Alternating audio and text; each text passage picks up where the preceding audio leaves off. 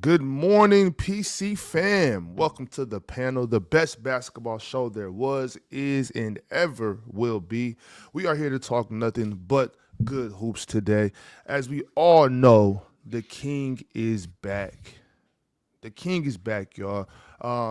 Let's just talk about that, man. Who checked out the Lakers game last night? Who saw LeBron? I believe he played 30 minutes, so I guess there won't be any like 20-minute restriction or something or nothing like that. So, what did we see last night from the King and from the Lakers?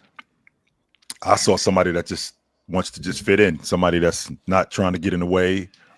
He sees something good going on, and he wants that to continue and do whatever he can do to enhance that. I think DeAndre Ayton was a recipient of of running the floor more. James made him a recipient of running the floor more. I think with James on the floor and him knocking down open shots, I think that opened up their offense even more, and I think that really helped guys like Austin Reeves.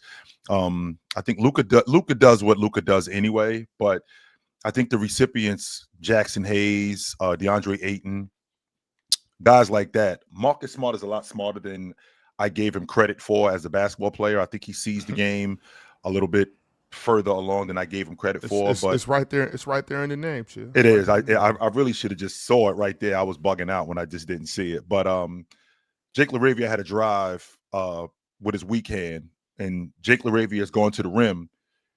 With Jake LaRavia going to the rim, Marcus Smart ends up relocating at the break. Well, Luka had hit a shot, I think, like 2 trips before that. And I think Marcus Smart sees Luka in the corner. He's not even thinking about shooting it. He just drops it right on the floor to Luka, and Luka cracks the 3 in the corner. I mean, that's just smart basketball. That's keeping the guy in rhythm, keeping the guy, engaged in the game. I thought that Luka could have done a little bit better job taking care of the ball, but I think that comes with the territory when you got a point guard that's handling the basketball as much as Luka does.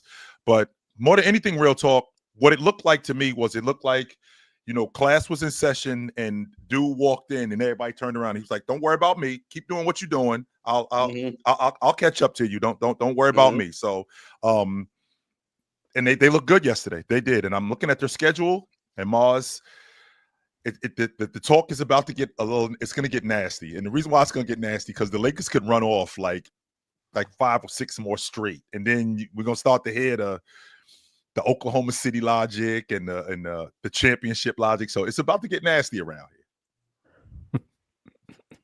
here.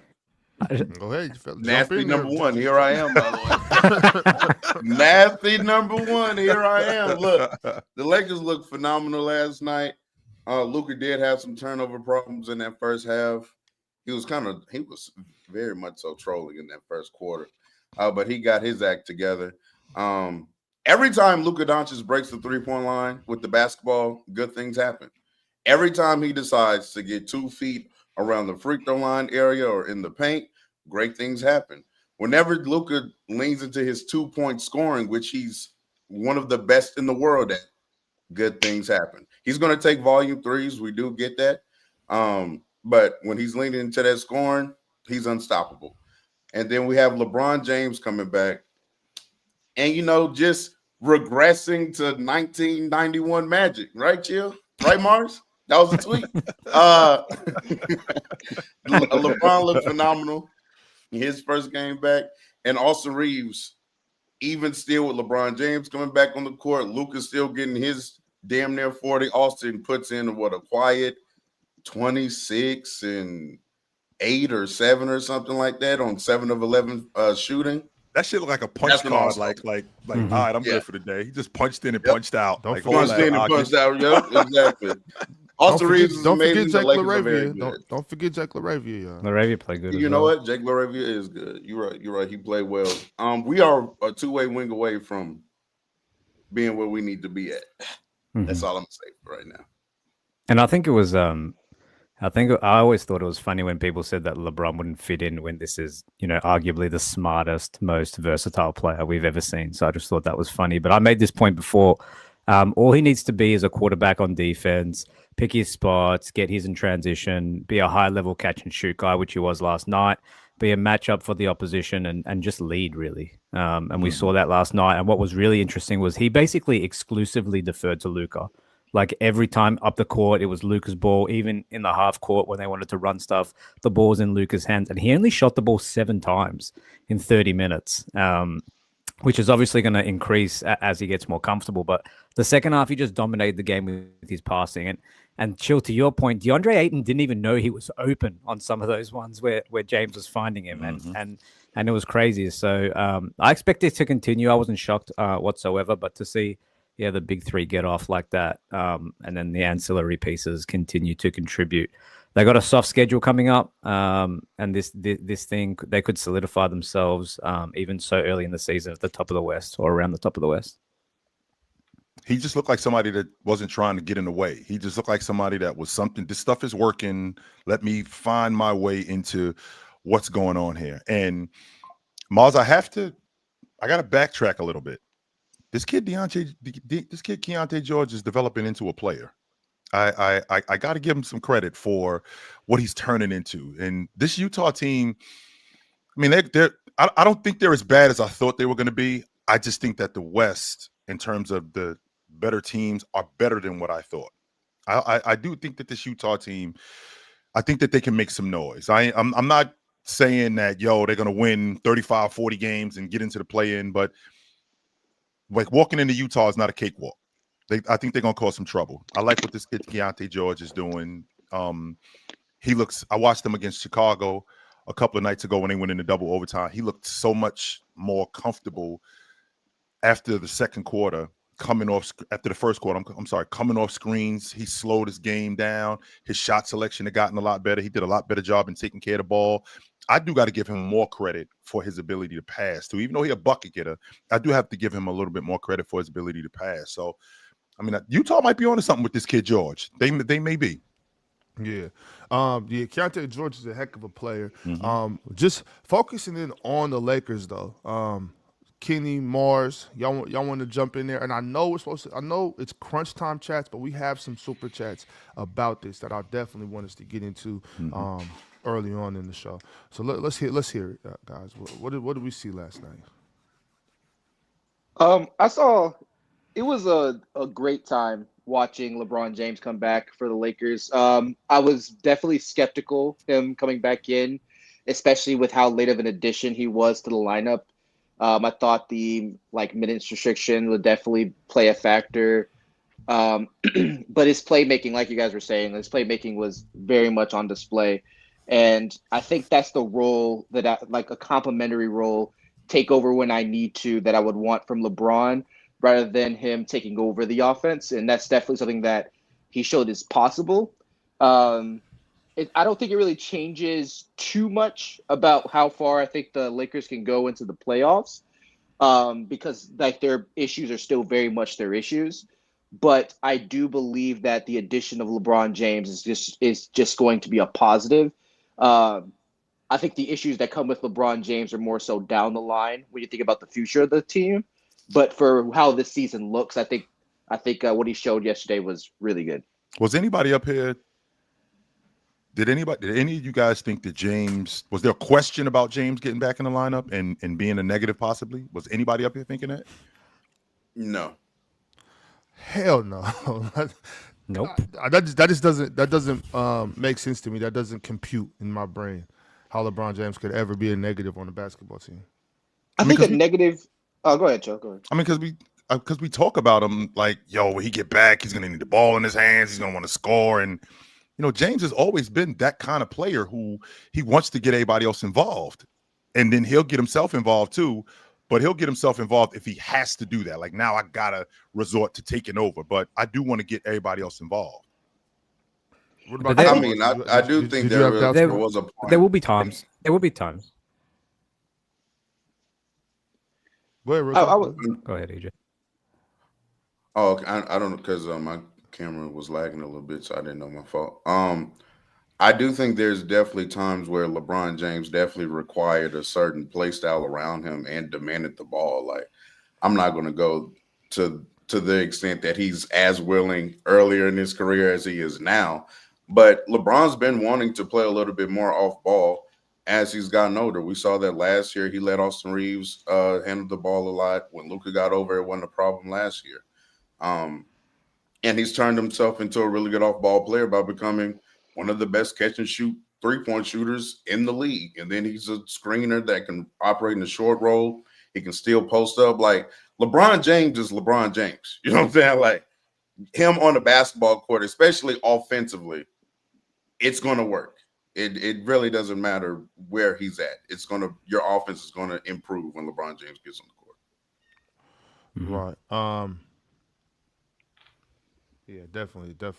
I wish Damo was here because Mike says, does Damo still think Lakers are better without LeBron? I think Luka appreciated getting the fourth quarter rest when the GOAT came in. So about that second part of the super chat, because clearly we can't speak for Damo. Does this look like Luka is getting some relief? Like Luka can, because what, Bron had 12 assists and Luka had 10, or am I getting that backwards? No, that's correct. Yeah, correct. that's Okay, so I mean that has to be a weight off of Luka's shoulders, right? To know that I have one of the best facilitators to ever play basketball right here with me, especially when Luka himself is talked about already as one of the best facilitators to ever play the game. So I mean, Luka, in your guys' mind, just watching last night, I know we don't know what's going on in Luka's head, but does it seem like Luka could possibly, have some weight lifted off his shoulder? Is this, or can these two coexist in late games, fourth quarters in particular? I think someone having the ability to take over those ball handling responsibilities, those playmaking responsibilities, and even sometimes even provide better defense than Nuka can. That is nothing but positive to this Lakers team. That's why when I spoke earlier saying that it was good seeing LeBron being a positive, it was more so in the sense of seeing how much he can bring to that team in regards to being kind of symbiotic with what they had going on and being like a seamless fit, not like a different team playing. So with LeBron being in and having to take that load off for Luka, it's just it shows how much he contributes to that team, and also how much he adds to his ability by doing that. He can pretty much take where Luka is. He's not the same scorer as Luka, but we still have that playmaking, and then also you get a little bit back on defense when you have LeBron in there. What I don't want to do is jump the gun. I mean, what I mean when I say jump the gun is, James is going to have some nights where, you get 26 or 27, but you're also going to get some nights when you get 19 and 11, and he's just more woven into what they're trying to do. But I mean, as far as Luka taking a break, I mean, Ox, he does not complain when he was in Dallas doing the exact same thing. That's number one. Number two, right. He's 26 years old. It's not like Luka is long in the tooth. He's 26, right. And he does not want to come off the floor. So let's not act like, Luka's like, damn, can y'all dudes get me some help out here? This is killing me. No, Luka definitely wants to be on the floor. But chill, I want to go back to how you started that. You said let's not jump the gun. He can sometimes we'll have games where it's 26, and some games we'll have games where it's 19 and 11. Well, why would we not jump the gun? That's great. That's great to add to this team, especially with the guy with LeBron James IQ, which I think is the most important thing that he brings to this team right now. Is just his ability to orchestrate, play off and on the ball, and use his basketball IQ to be in the right spots and get his teammates in the right spot to help DeAndre Ayton continue to go on this run. Because real talk, DeAndre Ayton looks like he's going to be in Inglewood in February. But anyways, I mean, he's been great. Chill. Why not jump the gun? Why not get excited? I think this is a great reason to jump the said gun. The reason why is, first of all, Ox, this is the first time I played since the playoffs last year. It's not like, I've been playing and I've been in and out the lineup. I haven't played with the Lakers since the playoffs last year, which was in April. So we're looking at like 6 months since I played basketball. And for him to get back in the lineup and do what he's doing, him getting busy, not last night, but I'm thinking when he gets busy in that one game where I get 28, 9 and 7 on good efficiency, and okay, we're back, but then we go back to 19 or we go back to 18 and James sucks again. Well, no, he doesn't. He's still getting acclimated to the pro game because I haven't played in such a long time. That's why I don't want to jump the gun. I want to get him back acclimated to what we're doing. I want to get him back in the offense. I want to get him back with the guys and get back to playing basketball at a high level because, again, when he hasn't played in such a long time, which is the first time in his career that he's been out this long, as far as I remember, not starting the season, especially since last season, not starting the season. Now getting back with these guys and people expecting him to do what he used to be able to do, and then you get a glimpse of that, and then you think, okay, we're back to that, and then we go back to 18 or 19 a game. I just don't want to jump the gun on him yet. I still want to get him woven back into what we're doing, and then as the season goes on, I think we can get better. I don't want to get overly excited about this, but I do think that they're going in a good direction. Right. Mars, I haven't gotten much from you this morning so far, brother. What did you see last night? In particular, do you have anything DeAndre Ayton related, maybe bench related for the Lakers? Is this just going to have to be the Austin Reeves, LeBron James, Luka Doncic show? Are they going to get more from their bench and for their the other guys? I don't know. I think that bench is cool. I think Rui should be on it, but other than that, I don't know. Yeah, I think that bench is cool. You've been saying that, Mars. You don't like Rui in that starting lineup. I don't know what it is about Rui that you just don't like. What's going on? Basketball ability, but yeah, I mean, I think the Lakers are cool. I think they played the Jazz, but Right. one of the worst defenses I've ever seen. Am I mistaken, Mars? Did I see you say that the Lakers are your championship favorites? You did see that, yeah. I did. Yeah. Okay, No, I you did seen see it. that. Yeah, All right. I said Okay. that. They're officially my So I will championship favorite. confirm right now that was an absolute troll of a tweet. I was about to say, we winning it now? That's where we There's at. no way. How the hell we get here? What the hell is going on? Mars, were you trolling, Mars? Or are you serious How the hell about did that? we I got the people want to know. I got to get to the bottom of this. I don't get why they can't be my championship favorites. I don't see the problem. They have Because OKC exists. in any so Luka's better than Shea, right? Bron's better than J-Dub, right? True.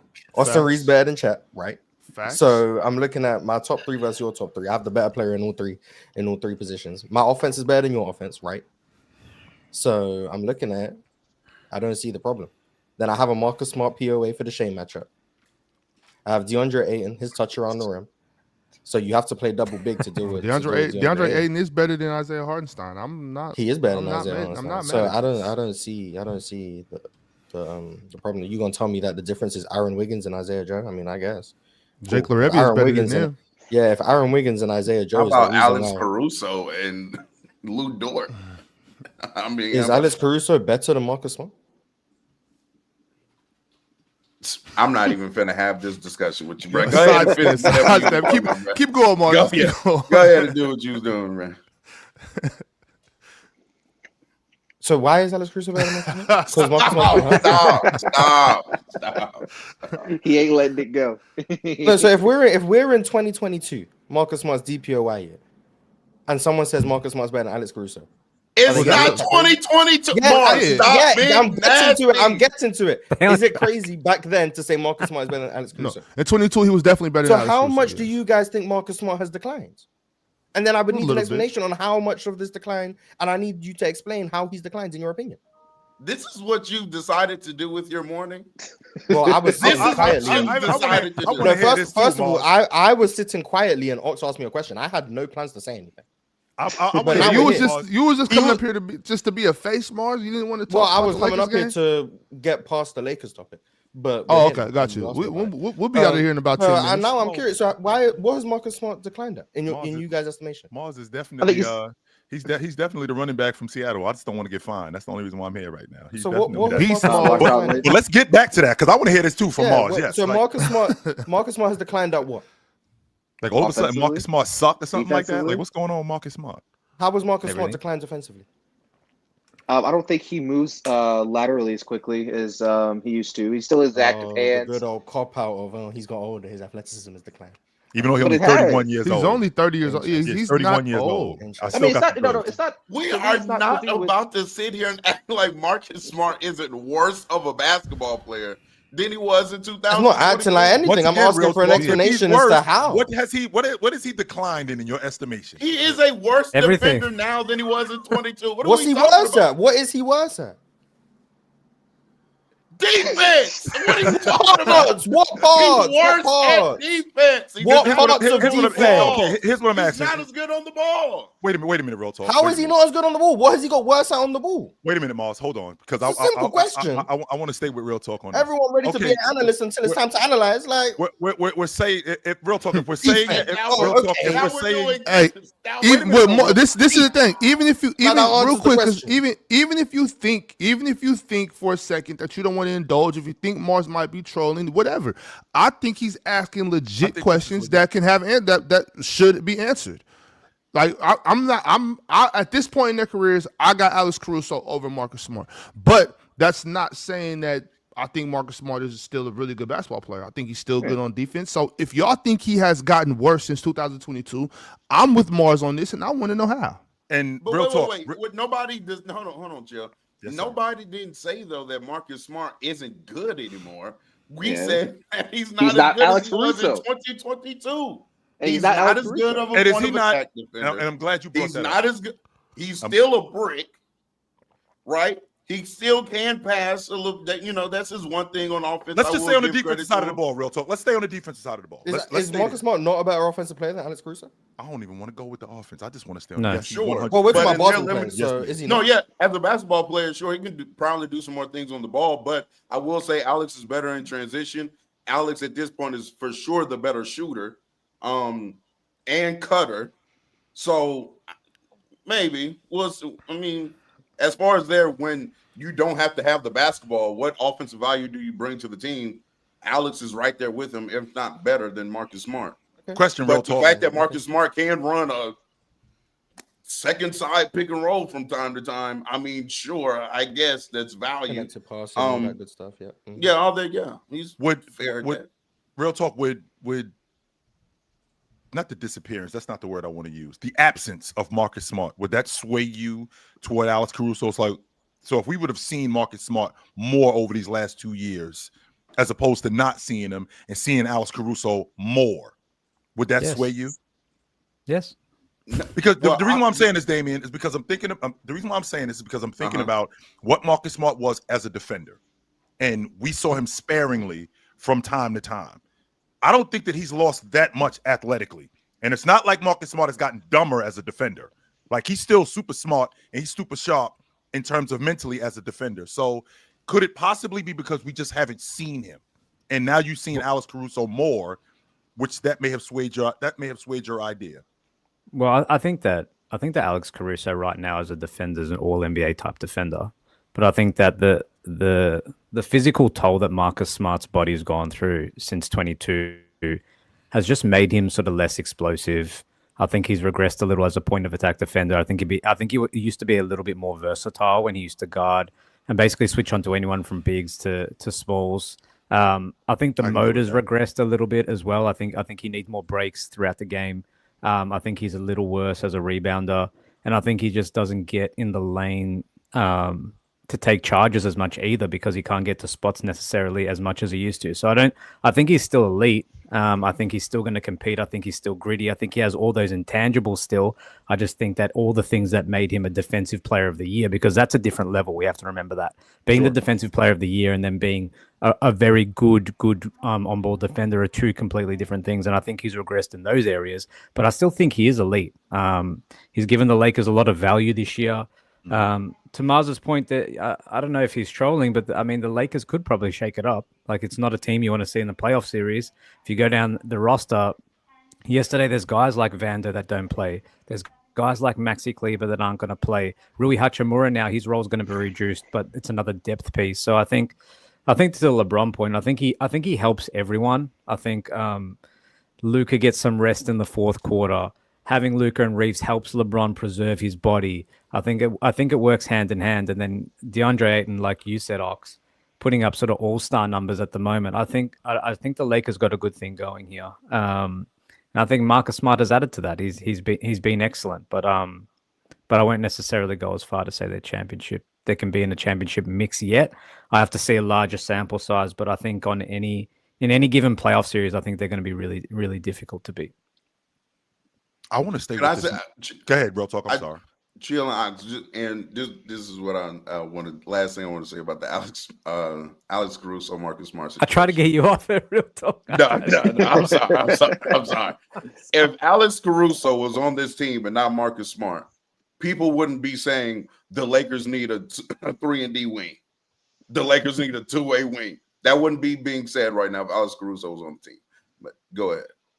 I think that's because Maybe Marcus Smart should be playing more minutes. I was No, that's thinking. That's exactly Indeed, Mars. agree. You literally just took the words right out of my mouth. We haven't seen Marcus, like in terms of Marcus Smart losing athleticism, in terms of Marcus Smart losing a step.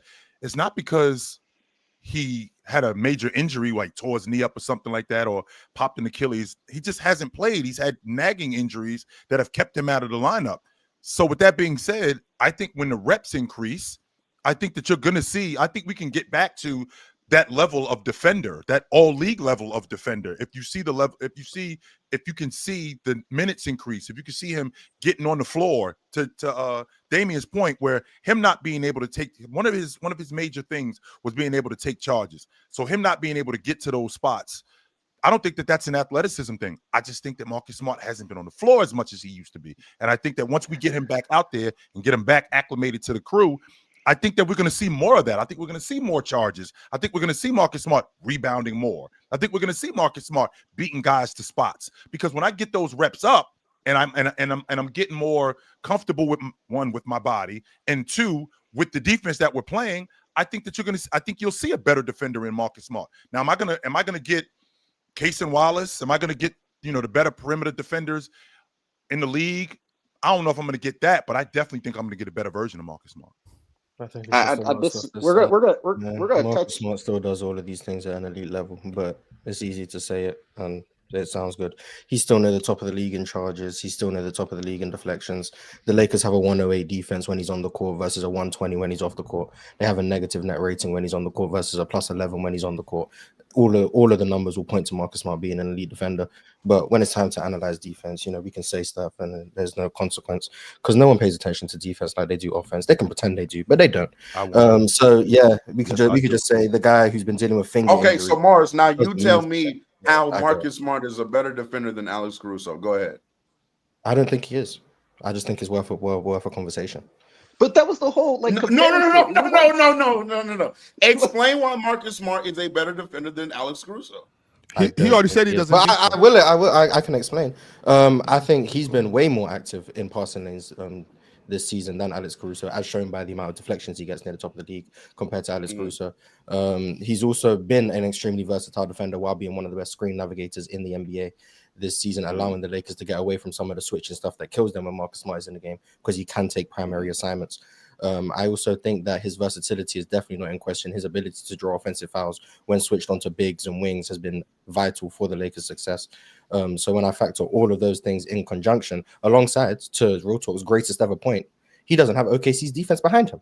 So when he's having to do this, and his back line is Jake LaRavia or Luka Doncic or Austin Reeves, he has such a small margin for error to still make this big of an imprint on defense without having the elite wings behind him, without having the elite shot blocking behind him, and he's still able to make this much of an impact with his ability to cause havoc away from the ball, with his ability to draw offensive fouls, with his ability to just be a pest, pick up full court in a way that Caruso doesn't really do at this point. Yes, I think that would be the argument for him being a better defender. But once again, I asked why he can't be a better defender, why he isn't. I never said he is a better defender. I think Caruso is the best guard defender in the NBA. But I just don't like how it was just scoffed at that Marcus Smart could be. And the only reason I seem to hear is because of injuries, when what Marcus Smart has been dealing with for the most part is finger injuries. I don't understand how that's managing to sap his So again, when I said he's had no lower extremity. I said mainly finger injuries. What was his? He dealt with an ankle injury. In Memphis, he dealt with an ankle injury. He also wasn't that good in Memphis, but in Washington he was really good. What were you saying, Chip? I was about that's what I was talking about with that. But in terms of him not having any lower body injuries, but to Mars's point, real talk, how are we talking about Marcus Smart if he's on that Houston team with Amin Thompson and Tari, and he's got that back line of Steven Adams rebounding for him? How much better does he look? So okay. Nobody has said that Marcus Smart is not a good defender. The first framing elite, of this bro. He's conversation, elite. or the first, okay, whatever. The first framing of this conversation is, why isn't Marcus Smart as good as he was in 2022? Not that Marcus Smart isn't a good defender, period. Yep. So Yeah, I asked how he's declined. So when you come and you combat that with defensive rating on a bad defensive team, and he improves it because he is still, yes, a defender that nobody has ever contested that. We're saying he is obviously a worse player than when he won Defensive Player of the Year. Is he though? Because he was on a really good defensive team. Why is it obvious? Why is it obvious? Because he was on a really good defensive team so? in Boston, like with Robert Williams and Jason Tatum and Jaylen Brown. I mean, this was 3-4 years ago. And don't get me wrong. I mean, I don't think that there's a huge gap in terms of your athleticism. But, I mean, there might be some decline, but Marcus Smart didn't fall off a cliff athletically. He's still a damn good athlete. And I think that he's still a good defender. Yes, but I think that why is he obviously worse? I think we already named the points, and then you said that's not how you want to actually talk about defense. Well, you said defense. You said defense. That's what you said. No. I also brought up other things when I brought up the Alex Caruso situation. I said when I asked you what Marcus Smart has declined, that you said defense. I said I don't think he's as good at the point of attack. I do not think that. How has he got worse at that? What's he worse at the point of attack? Well, he's not as good on his feet. He's not as good laterally. Real quick, fellas. Watching him, there's no stat one time, real quick, fellas. Hold it down for two. Hold on, real quick, because I need y'all to do me a favor, because y'all seem to be very invested in this Marcus Smart conversation. Yeah. So if you are this invested in the Marcus Smart conversation, I need you to put your money where your mouth is. Okay, if you think a guy is this great on defense, all you got to do is go to Splash Sports. You can go to Quick Picks. You can take their stocks. You can take their steals. You can take their blocks. You can take their offensive and defensive rebounds. When you go to Splash Sports and use Quick Picks, at Splash Sports with Quick Picks, you play against other NBA fans. You're not playing against the house. You pretty much guaranteed to win a little bit of your money back when you use Quick Picks from Splash Sports. So today, what we'll do is make a couple picks from the upcoming games tonight. I think this will be very quick. Tyrese Maxey against the Toronto Raptors. He's been on a heater since the season started. We'll take the more with those 30 points. Also, speaking of stocks, we'll go over there to steals and blocks, and we'll take the more for Nikola Jokic. 2.5 steals and blocks. That's what he does. He is a defensive demon, and you know it. For the assist and rebounds, we'll go with none other than Amin Thompson. 11.5 assists and rebounds. We'll take the more on that. Then we'll go over here to points and assists. This is how easy it is to use Splash Sports, y'all. Pay attention. It's very, very simple. We'll go to points and assists, and we'll take VJ Edgecombe for more than 19.5 points and assists. Then we'll take it over here. Choose $5. $5 turns into 60. Submit the entry. Easy. This is what our slip looks like. Tyrese Maxey, more than 30.5 points. Nikola Jokic, more than 2.5 stocks. Amin Thompson, more than 11.5 assists and rebounds. And VJ Edgecombe, more than 19.5 points and assists, y'all. It's so simple, so simple. Y'all make sure to go to Splash Sports and use their Quick Picks. Oh, hold on. What's going on here? There we go. All right. Thank you, Mars. I'm pretty sure that was you. Anyways, y'all. So we are at the time of the show where I want to talk to y'all about something going on in the NBA. Very, very important. Multi-Kenny, a Hall of Famer, y'all all know him, is up here specifically to give us a little bit more insight on these goings-ons. If you guys haven't noticed, Giannis Antetokounmpo, Victor Wembanyama, Anthony Davis, Kawhi Leonard, Joel Embiid, Zion Williamson, Trae Young, John Morant, Jalen Williams, Paolo Banchero, and more guys are out right now at this very moment in the NBA. All these stars are out at the same time. There's been a lot of soft tissue injuries. There's I believe Steve Kerr came and said that he thinks it's the pace, it's the schedule, it's just the difference in the way they're playing the basketball game today that is the cause for these injuries. Kenny, could you give us a little insight into this and give your perspective and your thoughts on this? So I've always held a couple different opinions when it comes to this. I think that the injury concerns are caused from a lot of things. I think they start from even when these players are from a young age. I think that a lot of these injuries come from lack of cross training.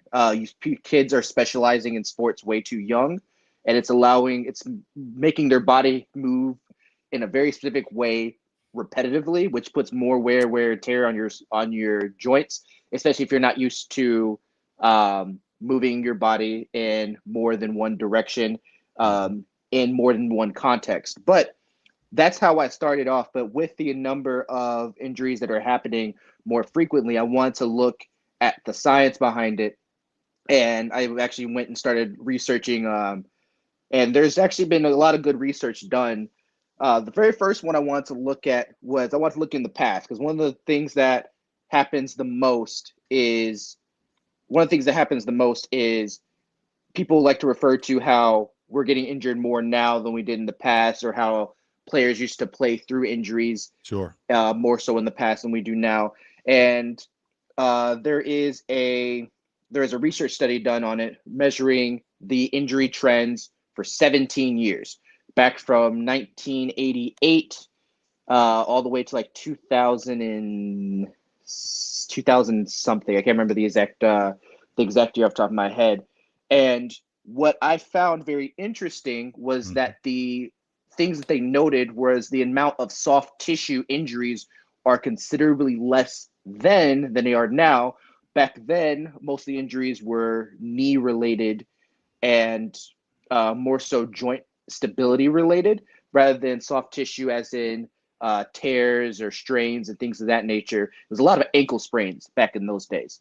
And when we look at the trend from the most recent study, which was studying from the mid 2010s to the late 2010s, the rate of injury, it actually had remained steady. But as you see it to get to 2019, you can start seeing an increase. And that's when you start seeing more of a shift from play style, going from the early 2010 double big lineups to more spacing oriented as you start progressing into the late 2010s, how the rate of injury would remain steady for the most part. And then you start seeing an uptick, and then that uptick continues to climb as you get to the 2020s where we're at now. So if I take those data points and kind of mix them all together and come up with the conclusion at the end of it, I think a couple of things can be reached. One, injuries definitely are occurring more, but the reason why is not from overuse and I think play time and number of games played, but has more so come from the advancement of the game, the change in technology when it comes to not only the court texture and also the shoes that we use, but also the specialization of the sport. As you see from athletes as a younger age, where sports specialization was less pushed and people were playing both football, baseball, and basketball and being elite in all of those, but then also the athletic technology increased throughout the years, that the type of injuries started showing based on that sports requirement. Kenny, stay right there. Why can't we just stay with the shoes? Why can't we stay right there with the shoes? You just told me the technology is different. So it sounds to me like this car has gotten faster. This car has gotten more advanced. The hardwood hasn't changed. The floor is still 94 feet by 54 feet. It's still hardwood. It sounds like the car has gotten faster. So if the car has gotten faster, why haven't the tires been changed? Because a lot of these guys, what I'm thinking about when I see these guys on the floor, a lot of these guys that are having these injuries, they're dealing in low-top sneakers. That's what I'm thinking about when I think about seeing these guys. Bryant tears his Achilles, low-top shoes. Jason Tatum, low-top shoes. Damian Lillard, low-top shoes. Tyrese Halliburton, low-top shoes. I think the shoes are the biggest issue. more than anything. Because again, when I think about a car and I think about the technology of that car and you want to run that car faster, you got to change the tires. You can't have the same tires that you had because it's not about the game being faster. We've seen the game fast before. This is not, now we might not have seen the game as fast as, I don't know, this frenetic pace in terms of 3-pointers, but we've seen the game fast before. We've seen teams going up and down. I think the equipment is the biggest issue here. The athlete, because you're telling me that the athlete in today's game is more advanced, he's stronger, he's bigger, he's faster. If all of this stuff is going on and the equipment hasn't caught up, what that tells me is this athlete is going to break down. Because I don't think that the court hasn't changed. The wood is still the same. I don't think any of that matters. I definitely think that it's the equipment more than anything. Well, I obviously I don't know exactly what's going on as far as that goes. But I know for sure when I was growing up, I wasn't allowed to wear low top sneakers.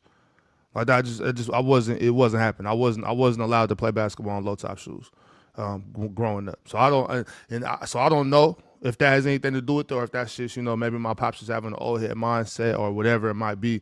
But low tops for me and my sister were no good, never. But I also, I've also seen, and I don't know, maybe y'all know about this. I don't know about this. I'm just speaking on something that I heard, is that these basketball shoes and just kind of athletic shoes in general just aren't really good for the human feet anyway. You know what I'm saying? Just because it doesn't allow our toes to spread, how it has our toes bunched up and whatnot, and running like that isn't really good for you either way. And not just in basketball, just in regular shoes walking around and just sports in general. So I don't know if y'all know anything about that, but I just wanted to just you being a track guy, and I know you got a point, real talk, but you being a track guy, I mean, it's different running 100 yards in these kind of shoes as opposed to running 100 yards, then running another 100 yards, then running another 100 yards at that pace in these specific shoes. My feet aren't going to hold up. That's just not going to work. And have y'all ever looked at your feet? Yeah. Like, have you ever spent time really looking at your feet and just people's feet around you, maybe your girl's feet or anything like that? And have you ever seen your kids' feet or like a youngster's feet and seeing the difference in our feet as opposed to theirs? I look at my son's feet, my daughter's feet, their toes still have space between them when they walk. It's spreads. And my feet, I can get my right foot, I can get my toes to spread. My left foot, I can't do it. You know what I'm saying? And then I've seen where people were talking about, even in studies where they, back a long time ago when people predominantly were wearing sandals or moving bare feet, how naturally throughout life their feet had more, spread and was able to, when you're walking, grip better. And now it's like this. So, couple things. I want to make sure I didn't lose the points. I was really trying to make sure I was listening. You guys all have the right idea. You're just coming to the wrong conclusion. All right, that's the thing. Right idea, wrong conclusion. The technology for shoes has improved drastically, but it is improved in the same way, going back to the car analogy of how they make hypercars nowadays, where they make cars to be as as fast as they can go, sure, aerodynamic as they can go, but are they good at bringing home groceries? You know what I mean? Versus a hypercar is designed to do one specific thing. It's just to drive really, really fast on a track. Now, if you take that same car and then make it have to drive on a highway or just a normal street road, it's going to struggle because of how low to the ground it is. It's going to get banged up. It's going to go fast, but through the clearance of trying to make it go as fast as possible, it is going to struggle just doing everyday normal road stuff. So when you translate that to basketball players' shoe technology is designed to cut fast, really good grip, cushion when you jump. However, back what Ox was saying with how the shoes are shaped, they're shaped so that when you plant a certain way that you can cut and dribble. See, we talk about all the time how low he gets when he dribbles, when he cuts. Sure. That is what those type of shoes are designed for. However, people's feet aren't strong enough to support, and actually just the human body is not strong enough to support that type of movement consistently as many times as it happens in an NBA court, sure, every single day. So it's a mix of both of how we're trying to specialize so much to be as efficient as possible to do these things on the basketball court. But the technology is starting to put more and more wear on our bodies. Real talk. Um, That they- sounds like that sounds like the tires on this car need to be better. That's what it sounded to me like. It's actually different. When this car's hitting this corner, them tires need to be better. The current tires that I have, these tires don't work on this car. That's what it sounds like to me. What you're saying, Multi Kenny. No. It's not the tire. It's the suspension system. It's a suspension system, which is your legs. The tires are doing what they're supposed to do, Sure. but the suspension system can't handle that type of force being exerted that many times so often. So it's not necessarily the fact that it's a low top shoe or a high top shoe. It is the fact that you guys are trying to cut, jump, land, go as fast as you want to do in shoes that are designed to do that. But your body cannot take that so often as much as you guys want to, as you guys want.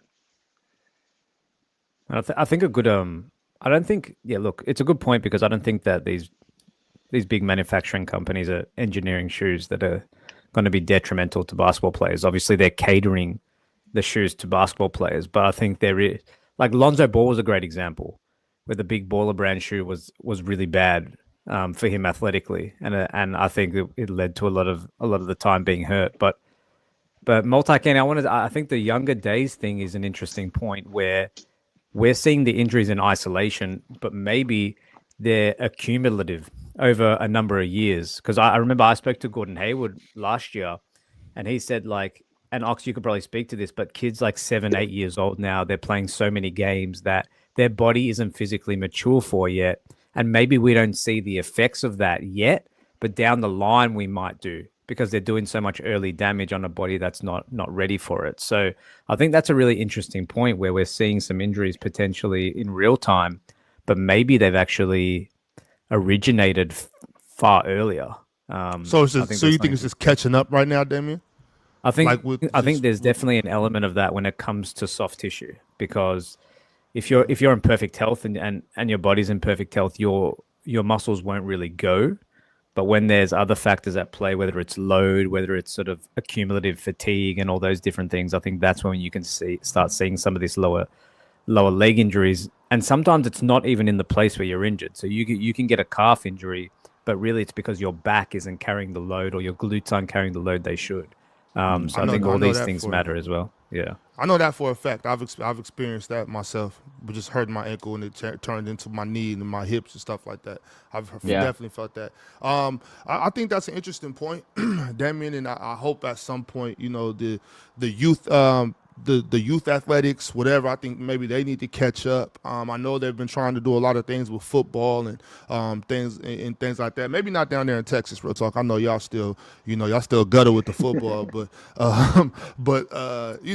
hopefully we can figure this out. Whatever the cause is, whether it's the pace, whether it's the equipment, whether it's the amount of games the youngsters are playing, whether it's just not playing different sports, because I think that's also a very interesting topic, Kenny. I think playing different sports to get your body stronger. So I'm not sure. Obviously, y'all know I don't have the answers, but I think we'll get there, y'all. I think we'll get there. Real quick, we do have a $50 super chat. We have a guy that's getting a little too excited about the foot conversation. Daddy Pigs says, as a feet enthusiast, can we please change the subject? And you know what? You know what, Daddy Pigs? Go ahead. What you saying, Chill? I thought he might want to talk about this. Yeah, maybe so. Maybe so. I don't know. I do have a story to tell y'all, though. Oh, boy. Last night, no, Mars, it's a good one, Mars. Here we It has nothing to do with feet, Mars. I'm not a sicko. That's crazy, y'all. Y'all, come on, what do y'all think of me? But I have a story to tell. We do know you are. So, as you were saying. So last night, last evening, I was getting ready to, go to work and do my job and get on playback. But then my buddy called me and said, "Hey, Ox, let's go to the game." He said, I'm gonna jump on one site and look at some games. I said, go to Game Time. It's the easiest way to get last minute tickets. You know, it's the lowest price guaranteed, or game time credits you 110% of the difference. We were able to get on the app last night, find perfect seats at the Motor Center at the last minute, get great seats. We got to watch Mark Williams and Colin Gillespie cook the Portland Trailblazers last night. It was a heck of a game. We were able to look and see what seats we were going to get, and we were able to use code players for 20% off of our purchase. He had to use it on his because I already used my first purchase. But we got 20% off. Great game. Make sure that whenever you go to watch any athletic event or concert, you download Game Time app and use code players to get 20% off. It's the best bang for your buck. Trust me. Okay, y'all, where were we? Gotcha. Solid transition there, Ox. Solid. Man, that was nice. Appreciate that. Real Talk didn't like my my rendition of low top sneakers. I can tell. Yeah, no, Yeah, I just don't think. I think they do the science, right? I'm pretty sure that if low tops were the problem, I think the organizations in the sports science world and the trainers who do this for a living probably would have figured that out by now. What if they don't know yet? Real talk. To Damien's point, it could be like what he was saying. He was talking to Gordon Hayward. Maybe it just takes time. You know what I'm saying? Maybe that's not like a overnight thing. Maybe that is something. If you've been wearing low tops since you were 14, by the time you get 23, it might have an effect on you. You know what I'm saying? Sometimes sometimes it takes a while to study certain things. Now, I don't know. I was just saying what I was allowed to do. So I can get with the concept of like AAU is a very taxing system of basketball for young players. It is. You can play 2, 3, sometimes 4 games in a day. So it is a lot of wear and tear on the body that way. I can see that fact of it being cumulative and that affecting you, once you hit the league. But the shoe part in particular, again, to me, I just feel like they probably would have figured that out by now. Man, though, real talk. KD popped Achilles. So Damian Lillard popped Achilles. Tyrese Halliburton popped Achilles. All of these guys, they're wearing low top shoes. I'm sure though. I'd like to think that has something. Also wearing jerseys, so Yeah, it's like causation versus correlation. All right, so also wearing. And I want to understand like the since I am more running is more of like my sport. That's a sport that I devote everything to. So things like shoes are super important because whether you are running for hundreds of miles or you're running for just sprints, you have to wear very specific shoes. You have to understand why you wear the shoes that you do. Okay. So for a basketball shoe like this, okay. For this shoe, I would classify more of a mid top than a high top. But you have to understand that what it's designed to do is to cup and support your ankle. However, the trade-off for that is ankle flexibility. Okay. So a high top has its position. If you're someone who has ankle issues and it's something that you can't strengthen over time, you would want something with a little bit more support so it can help cup your ankle and keep you stable. Mm-hmm. However, if you are someone who has good ankle strength, you would want something low. That's why every single runner has low tops. There's no such thing as a high top running shoe. Sure. It's just it's super counterproductive. Okay. But what they do instead is they do something called an ankle lock, where you lock your ankle in place to make sure it's not moving too much laterally side to side. Okay. And the ankle lock is where you just take this loop and then put a shoelace through it and lock your ankle down. So it's not necessarily the shoes.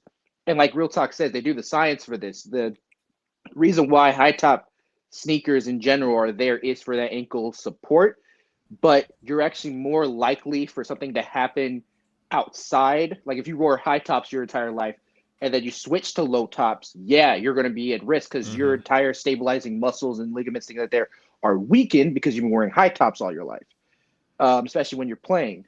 If you start off with low tops, you should, in theory, have stronger ankles because your ankles are used to taking that load. Now, everyone's physiology is different, and how people strengthen that and could be different. And I think that's where most of the issue is that sometimes they don't strengthen the things that they need to. And then if you start training and start playing super, super competitive sports from a young age, you don't know how your body's going to progress. You don't know the type of weight distribution you're going to have, how tall you're going to get, how proportional you're going to be. That's the type of stuff that goes into these type of injuries. If you're playing that much and you're having to play while you're going through a growth spurt, you don't know the type of wear and tear you're putting onto your lower extremities. Right. That's a good point.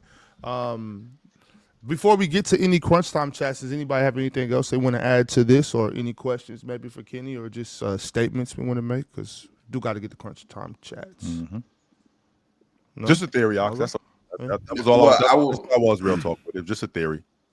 I think the biggest part of the conversation isn't necessarily the equipment, but I do think, because I actually listened to Steve Kerr had a answer for this, because a reporter asked him, I think it was pregame before they played Orlando yesterday, and I took his answer into account because obviously he played and now he's coaching, and he played in a time where they did wear high top sneakers and things of that nature. But he said the main thing he would attribute this to is the pace of the game. Like he said, they're playing extremely fast, but not only are they playing fast, Chill, it's now everybody is a 3-point threat. So now they're covering more ground. And he said that they are tracking this data, and that's what the conclusion is. They're moving more than ever before. They're running longer miles than ever before. So the pace of the game, I think, is the main contributor to that, because you just put yourself in more situations, and the more you put yourself in situations, the more bad things are going to happen. Is this the same Steve Kerr who basically started this whole thing? So how do we remedy it? How do we remedy this? Like, you started this whole thing, Steve. What are you talking about?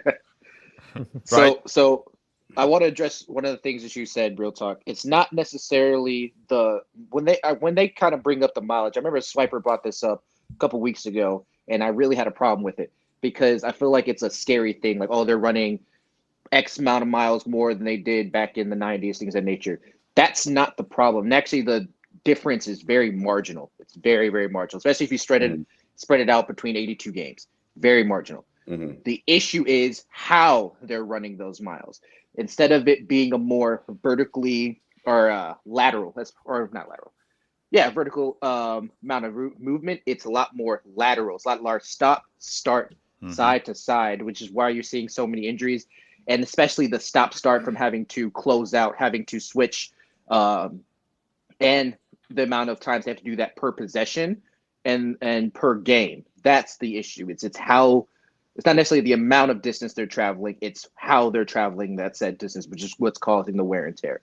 Right. And also attacking a closeout. That's the other side of it, because really that's when we've seen, I'm pretty sure 2 of them go, right? So in the 90s, you didn't really maybe have to worry about attacking a closeout quickly per se, because I'm not saying at all, Ox, but I'm saying there are people that, like, they were left open. So nobody was actively closing out to them and stuff like that. So you didn't have to worry about like quick change of direction, putting the ball on the ground, yada, yada, yada. But if you remember, I'm pretty sure the Tyrese Halliburton one and the Jason Tatum one, I want to say they took like that step back you take when you're attacking a closeout. Yeah. So it's not only covering them, but attacking them as well. And that's funny. I was going to say, real talk, I don't know why, because nowadays they don't even close out. They just do them fake ass fly-by contests. Like, you're not even. This is fly-by, yeah. You know what I'm saying? You're not even trying to. You're just pretending, making it look like you're trying to get out there. You're just jumping.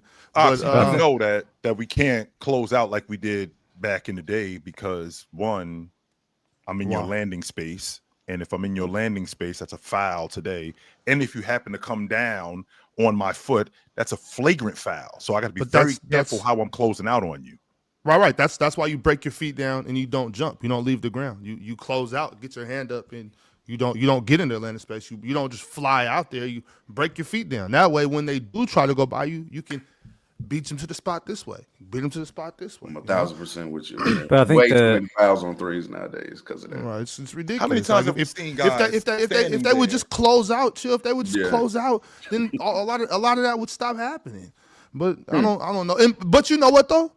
if you're not moving when the ball moves, if you're waiting, you know what I'm saying, if you're slow on defense, Sure. and you have to close out when they catch the ball, you're cooked because at this point, like you said, everybody can shoot. So I mean, hey, it's a lot of it is because people are so good at shooting that long ball now. And I think we can all acknowledge that. Like everybody's working on shooting that 3 ball. So you nowadays, even more than back in the day, you have to move as soon as that ball is in the air. You can't wait. Or else you're either going to have to do one of those fly-by closeouts, or you're just going to have to watch because it's a layup, So And Ox, back basketball has definitely advanced. To the original point, though, I think it's never good to see these guys lose time, but it's also going to give us an opportunity for some other guys to get bigger roles. Wemby's a good example. Even last night, missing out, but Jeremy Sohan has a good game. Harrison Barnes has an expanded role, so maybe we should start celebrating some of those guys as Who well. else? Who else was getting busy over there in San Antonio, David? Jeremy Sohan. The guy. No. Harrison The guy that went crazy in the third quarter, ended the game. Yeah, with the windmill dunk. that That guy. Yeah. The one who's not needed. Yeah, the one that one more. And we would definitely get into some of that talk. We'll do the fast breakdown and go through all the games. But let me just get to these crunch time chats real quick, and we can keep on progressing in the show. You guys know we're gonna get back to some Laker talk just because that's what the super chats are gonna. Hey Ron, if you home watching this, pay attention, Ron. Pay attention. This is what hosting looks like. Pay attention. Stop what you're doing, Ron, and pay attention to what's going on right now. Okay, let's start with Mind Go Blinzo. Mind Goblinzo. Thanks, Kenny. Mind Goblin Zoe. Appreciate that. Mind Go Blinzo? What? Okay. Healthy Lakers is greater than OKC last season, couchless and injured Denver nearly beat them, so they are not untouchable like everyone acting. Coachless was what he meant to type. Coachless.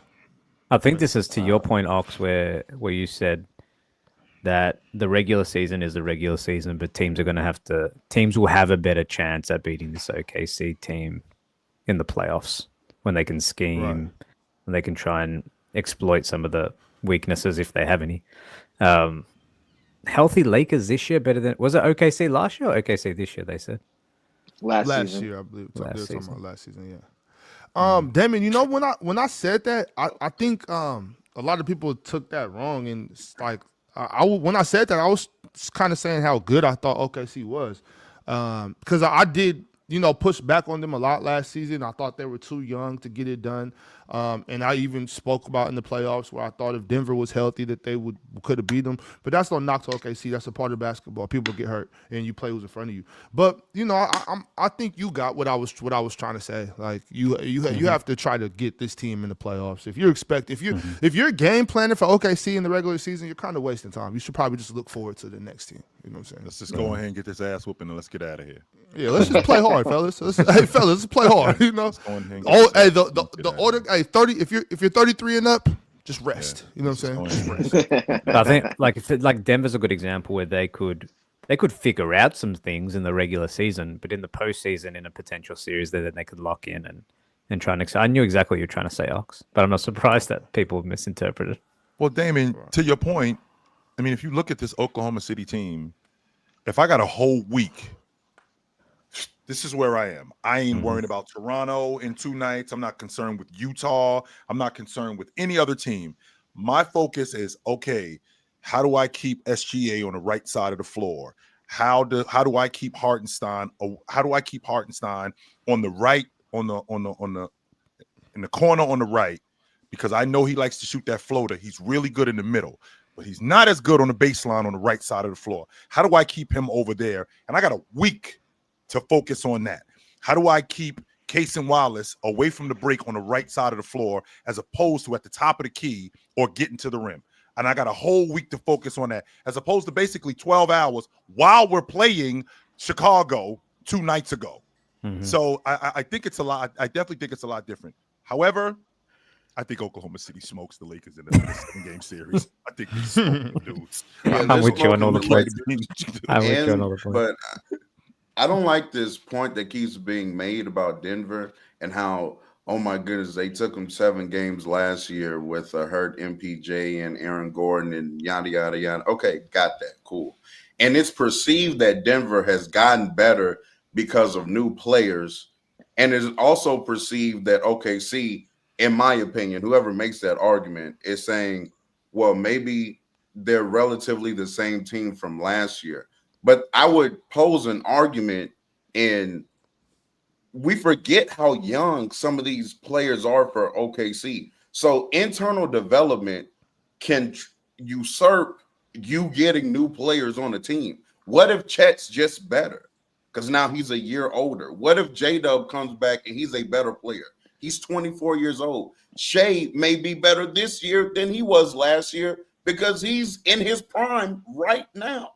Like, there are some things that I don't know. It's like, oh, Denver, they were close. They got some new players. Now this is somewhat of a conversation. In my opinion, I don't know if we can watch OKC smack everybody in the regular season and then think or come to a conclusion that now Denver can mess with them in a 7-game series. Like, in my opinion, I don't think that's going to happen. I think OKC is going to run. We've seen that though, real talk. We've seen teams get busy in the regular season, and then they run up on a bad team, or I'm sorry, a bad matchup, and they proceed. You watch them and you go, the blue team is better than the white team. Even though you've seen them throughout the course of the regular season, and they've been basically handling everybody. The Memphis Grizzlies were a prime example of that in 2022 when they were handling everybody. I think they finished with the 2 seed that year, and they ran up on that Laker team, and Anthony Davis made Jaren Jackson look like he should not be out there.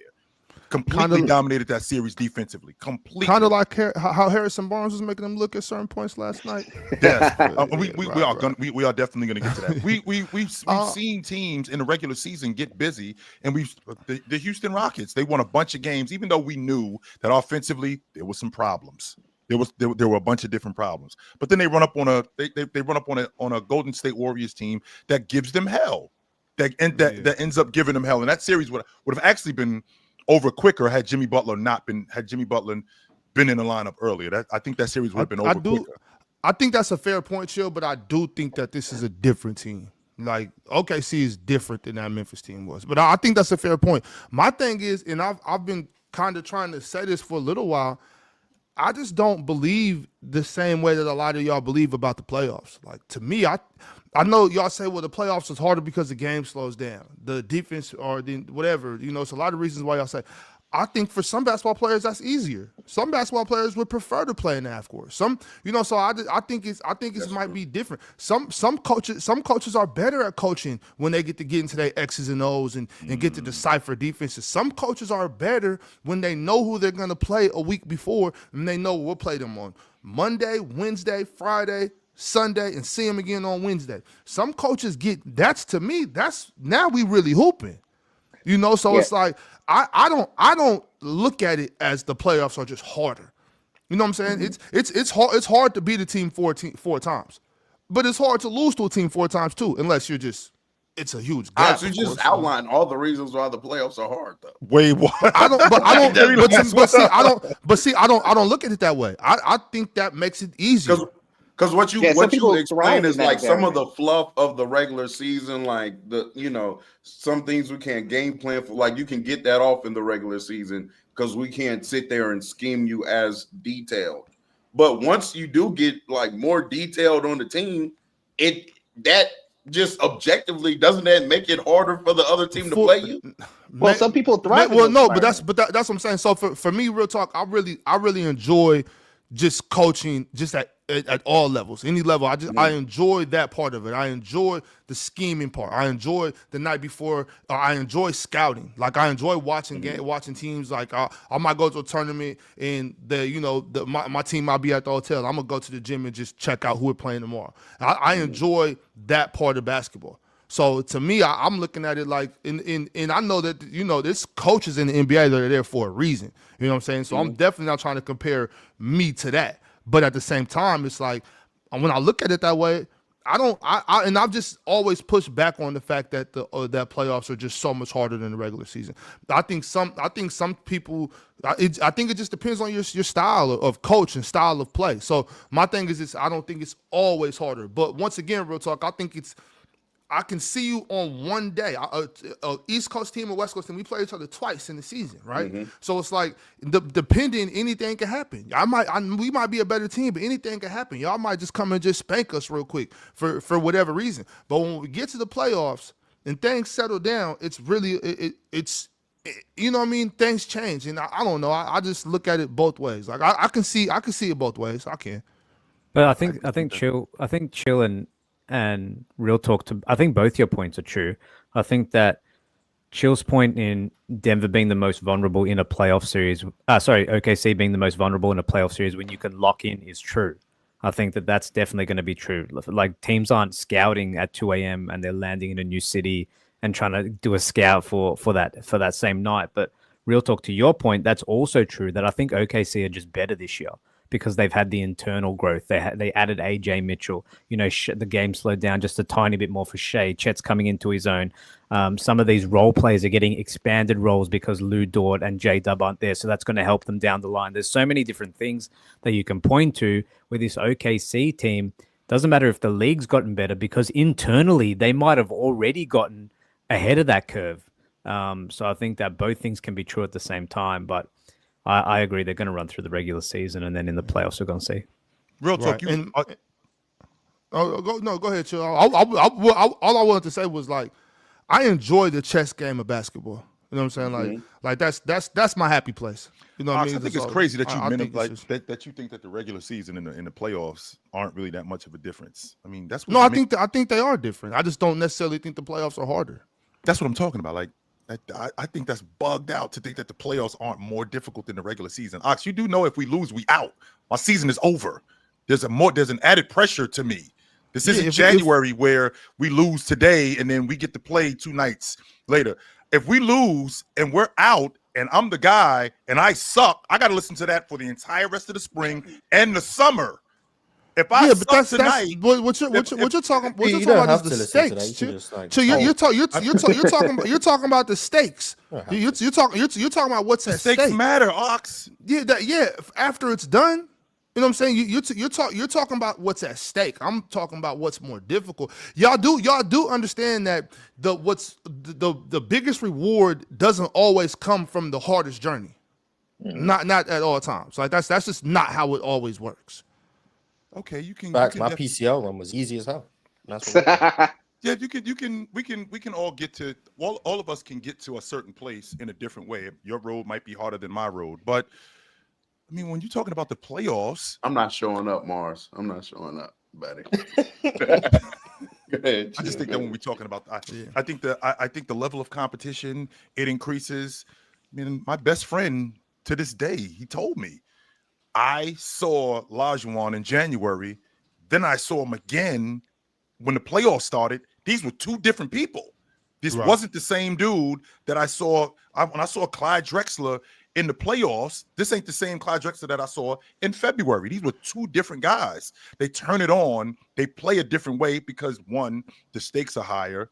Reputation, legacies, my game, all of that stuff is at stake. Now, the idea of scheming, and Ox, it sounds like you're oversimplifying it. Well, you know, the same thing that I did when I beat you in January, I can do the same thing in April. What the hell? This is basketball at the end of the day, right? That's not what I'm saying, sir.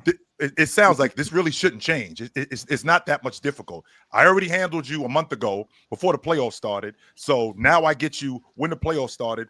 What should I do different? There's nothing that I should do different. I should be able to do the same thing. No question about it. I do got to get back to the crunch time chat, Sure. y'all, but I do want to ask you this, though, Chill. You mentioned Hakeem. You mentioned Clyde. Sure. Do you think maybe it got easier for Clyde? Maybe it got easier for Hakeem? Do you think maybe they was like, okay, yeah, that was cool, but now I'm for real? Yeah, that's what I was gonna say. That's what I was gonna say. You know what I'm saying? No, it didn't get easier for them because they're older at that point. That's why they had to do what they were doing in the regular season in order to get to that point. And once they got to that point, they tried to turn it on, which ultimately didn't work because they got bounced in round 1. They didn't lose. They got bounced. Okay, no doubt, no doubt. Can I say this? I just Yeah, go ahead. Because this will probably just turn into a segment of its own, and then we'll yeah, do because punch I checks do and segment. actually I find this conversation pretty intriguing. Actually, I think it's harder, but that doesn't mean that like you don't enjoy the harder version of basketball. Like Sure. to I can me, get with that's that. what it sounds like. You just enjoy making the adjustments and scheming and plotting on the team. And there are definitely coaches that probably agree with you on that. For a player, I'll say it's definitely harder. But again, they may enjoy the harder version of basketball. And the player that has clicked into my mind now that we've been having this conversation is LeBron. Like LeBron, once we got to like second stint Cleveland LeBron, it wasn't really about the regular seasons anymore. Everybody knew that. He got a little lazier during regular seasons. There wasn't going to be a closeout he would make probably in 2018 that he would have made in 2012. But once he got to the playoffs, it was like now the intensity goes up. This is the harder version of basketball, but guess what? When I get here, I'm better at this version than everybody else in the world.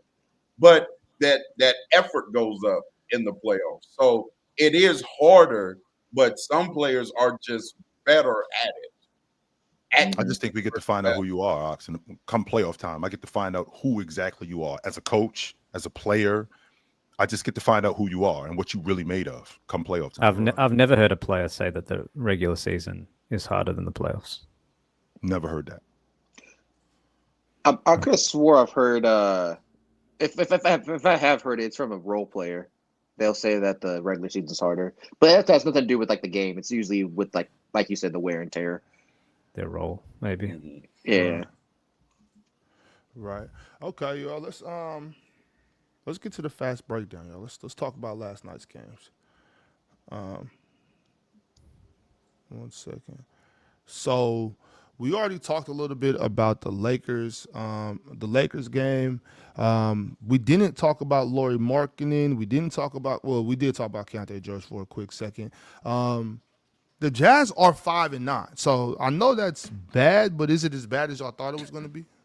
No. Well, No, no, the I had Jet- them winning 9 games the whole year, so they're already about to obliterate that. So shout out to them. But How they still good suck, so. how good is Lauri Markkanen, y'all? I know we talk about that quite a bit, but is this finally the year where Danny Ainge might free Lauri Markkanen? Because he just looks great. Like last night, he looked great against the Lakers.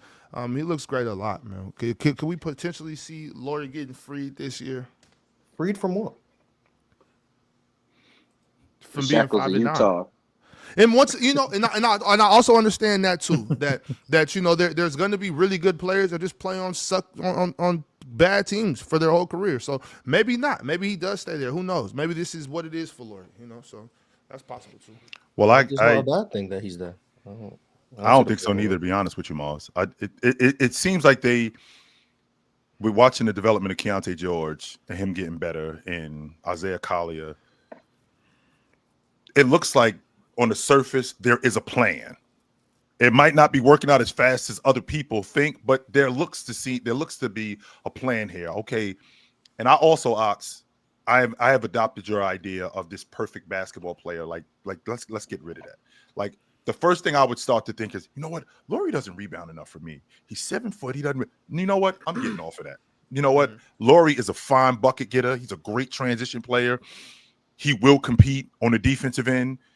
And let me just indulge in that instead of focusing on what he doesn't do. And I know that we have to, analyze these players and analyze the game, but I do, to your point, have to get off focusing on the bad stuff with these guys and just recognizing who they are as players. I don't think Lauri Markkanen is ever going to be a double-digit rebounder. Okay, that's fine. And I don't particularly love bigs that don't rebound. But you know what I do love? I love bigs and I love wings that can get to the rim, super duper athletic, put a lot of pressure on the defense, will get to the basket, will finish with both hands. And that's what Lauri Markkanen does. That's exactly what Lauri Markkanen does. In this development of Keontae George, he looks like he's getting smarter. It looks like there's a plan in Utah. That's what it looks like more than anything. Now it's just about executing that plan. They're better than I thought they would be for sure. They run great offense. They've scored 150 multiple times this year. They run a really nice flow offense. I think when someone like Keontae George takes a leap, it puts your team in a different place ceiling wise. Because I looked at before the season, I think Mars was the one that agreed, where we looked at the roster and we didn't really see anyone potentially outside of Ace Bailey who had the ability to be potentially a franchise cornerstone. But all of a sudden, Keontae George has come out and been in most improved talks already. And when he takes a leap, and when some other guy, all it takes is a few of these younger guys to take a leap. If Cody Williams comes out and takes a leap now that he's in the rotation again and stuff like that, it can put a completely different ceiling on this team. But the Lauri Markkanen situation to me is interesting because I think Ox, to your point, to free him, I think it ultimately comes down to what you think he is. Like, is Lauri Markkanen an all-star on a fringe playoff team or on a potentially bad team?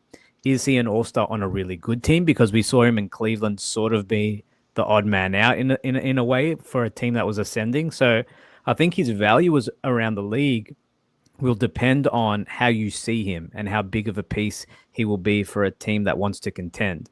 And I know someone like the Warriors, for example, multiple reports came out that they didn't want to part ways with someone like Pods to bring in someone like Lauri Markkanen. So it really depends on how you value him. It really does depend on how you value him around the league. But he's taken the summer he had with Finland at Eurobasket, and he's taken it right into this year, and he's putting up all-star numbers. And after, I don't know if anyone saw the post game with JJ after the game, they schemed him heavy before last night, and they still couldn't stop him. So just goes to show how good of an offensive player he is. I see both of y'all laughing. Scheme. That's a bad scheme. I see both Real Talk and Mars laughing because that's some of the goofiest shit ever. There's no way Paul having B-Pods block. There's no way he held this straight up. Crazy. There's no way. First of all, that's the future of the franchise right there. So let's not. That's my point, Mars. That's my point right there. Because if he is the future of the franchise, what is Steph Curry still doing here? Why he's still here? Well, actually, Chill. Poch probably agrees. He's ready to take the keys now. What's the deal? What you talking about? Poch want the keys now. He waiting for Steph to leave. I'm happy. I'm happy y'all brought that up because to wrap this one up, obviously the Lakers took care of business, 140-126 against the Utah Jazz. But let's get to the Golden State Warriors versus the Orlando Magic. Steph Curry and Jimmy Butler did their best to keep this one going. Steph dropped 34, and Jimmy added his 33 as well. But it just wasn't enough. It wasn't enough for the Orlando Magic, who had a more of a balanced scoring attack. Anthony Black had 21 off the bench. Jalen Suggs dropped 13. Desmond Bain, 23. Wendell Carter, 17. Tristan Da Silva, 15. And Franz Wagner, 18. Anybody check that game out? Anybody want to speak on that one before we move on? Pause needed more help. No, Mars is deep in his troll bag needed today. Mars is deep in his troll bag today. You ain't see that corner three Pods made with like 10 seconds left to try cut the lead to 8? I did. Yeah, that was 3 of his 5 points during the game. 5 points out of 20. Yeah, he needed help. He needed help. He trying to spearhead the comeback. I told y'all Pods is a bum. I told y'all this earlier in the season. He's a bum. Okay, he's a bum. Apparently, he held up a trade for Paul George as well. By the way, anyways. The game last night. That they didn't trade. The game last night, though. I'd rather have Paul George than Brandon Przinski, Chill. I would absolutely. Not for $200 million, I wouldn't. But I can get what you. I see what y'all saying. I'm sorry, Damien. As you were saying, I was about to say it's funny how sometimes one shot can turn a season around. And I think Desmond Bain's game winner, I believe it was against Portland. Yeah. Yeah, might have just turned this thing around for them. 6 plays in double figures. I watched this game. It felt like there was a gap between them and the Warriors, to be honest with you, even with Jimmy and Steph aggressive. So the Magic seemed to be on the up and up. And obviously, a big shout out to Anthony Black. I think we had a few side conversations. And Swiper looked into his crystal ball for him to have a leap this year, which I don't know if anyone else did. But he's been amazing, playing crucial fourth quarter minutes, being excellent in fourth quarter. So shout out to Anthony Black as well, man. So Swiper went into the mirror, looked in the mirror and was doing this. And looked at his head. Yeah, I knew you was gonna do that. Yeah. I knew that's what he was gonna do. I am not taking part in this. I want nothing to do with Oh man. Okay, so we Yeah, definitely. Yeah, I just wanted to throw that in. No, go ahead. Oh no, Jalen Suggs has returned also. I think that's going to be good for the Orlando Magic. And there is an elephant in the room besides Mars that we have to address. They're once again playing kind of well without Paulo. Now, let me chill. You know, chill. I don't. Is it a coincidence for the third straight year? Is there a coincidence? I've been Paulo FC, but it's getting harder and harder to just watch this team be better when he's not playing. Real talk. Y'all hear me out. Real quick. I think New Orleans could use Paulo. I think New Orleans could use Paulo. Why would you subject him to New Orleans? I don't got to he not. If he not, look. This isn't about New Orleans. This is about Orlando. I'm talking about Herb Jones. I'm talking about Trey Murphy. You know what I'm saying? I'm talking about them dudes. That's all I'm saying. Like you. I think New Orleans would hand over Trey Murphy for Paulo. They would hand him over. Not yet. They're going to have to hand over a little more than that. They would hand. They're definitely going to have to hand over more than that. Chill. All I'm saying is, Trey Murphy, Herb Jones, the big fella, Misi. Misi. You know what I'm saying? Oh, just give up the whole team. That's what it sounds like, Ox. You're getting Paulo. Like Paulo's. I don't think they need to trade Paulo. I think Paulo's good. I think you keep Paulo. Man, get him out of Franz's way, man. Let Franz do his thing. Shout out to Franz, man. But yeah, I think they're good together. I think you keep them together. Good team. Yeah, I'm going overboard. So are we gonna talk about the gaping hole in the Golden State Warriors interior defense? Are we gonna have any conversation about that? Like they can't stop anybody at the rim, they can't rebound. Are we gonna discuss that? Or are we just gonna keep talking about Steph Curry going for 35 a game? Is that what we're gonna keep doing? Because I'm curious. So I'm curious about that. I'm curious about that because we talked about Steph Curry yesterday, and how he's been having some big scoring nights, even though he had a couple stinkers in there as well. He's having to carry such a load. Jimmy Butler did his thing as well, but I don't understand how could they have such a gaping hole, Chill, if you have Draymond Green. I thought Draymond Green was the best defender of all time. Well, Draymond was actually really good last night, to be fair. Yeah, he was. I didn't see. That's why I'm asking. I'm legit asking. Like, what's going on? If you say that he's 6'5". That's the problem. There's your problem, like 6'7", but and he's not as good as he's 6'5" without shoes. Yes, was played in shoes. How about that? We'll give him 6'6.5". How about that? We'll give him we'll do that. He's an undersized big. We'll say that he's an undersized big. Right, definitely. He's always played better next to another big. You always get maximum Draymond's utility when he's played next to another big. Who can rebound at the 5? Yeah, the Draymond at the 5 stuff is like in spurts. It unlocks lineups and you can do different things offensively and you can like kill a team for 8 minutes. But when full time Draymond is your 5, especially this Draymond who isn't what he was 9 years ago, it's not ideal. So yeah, it's just their rim defense. I think they're 25th in rim defensive field goal percentage, which isn't good.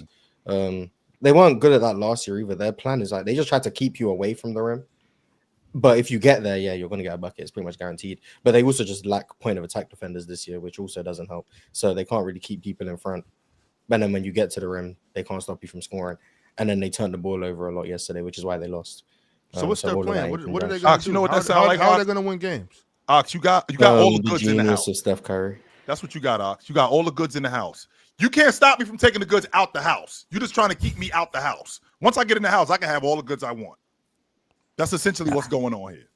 Al Horford. You know what, Chill? I think you're going to be right about this one. I know this is why. I know this is why. You know what I'm saying? You want to get your victory in. I feel you. I don't. No, I do not. I feel you. You might be right about this one because a few of those players, Al. They're 9 and 7 right now. They're 9 and 7. They cool. They cool. But is Steph going to keep dropping 40 balls and 35s? Why not? Who's going to stop him?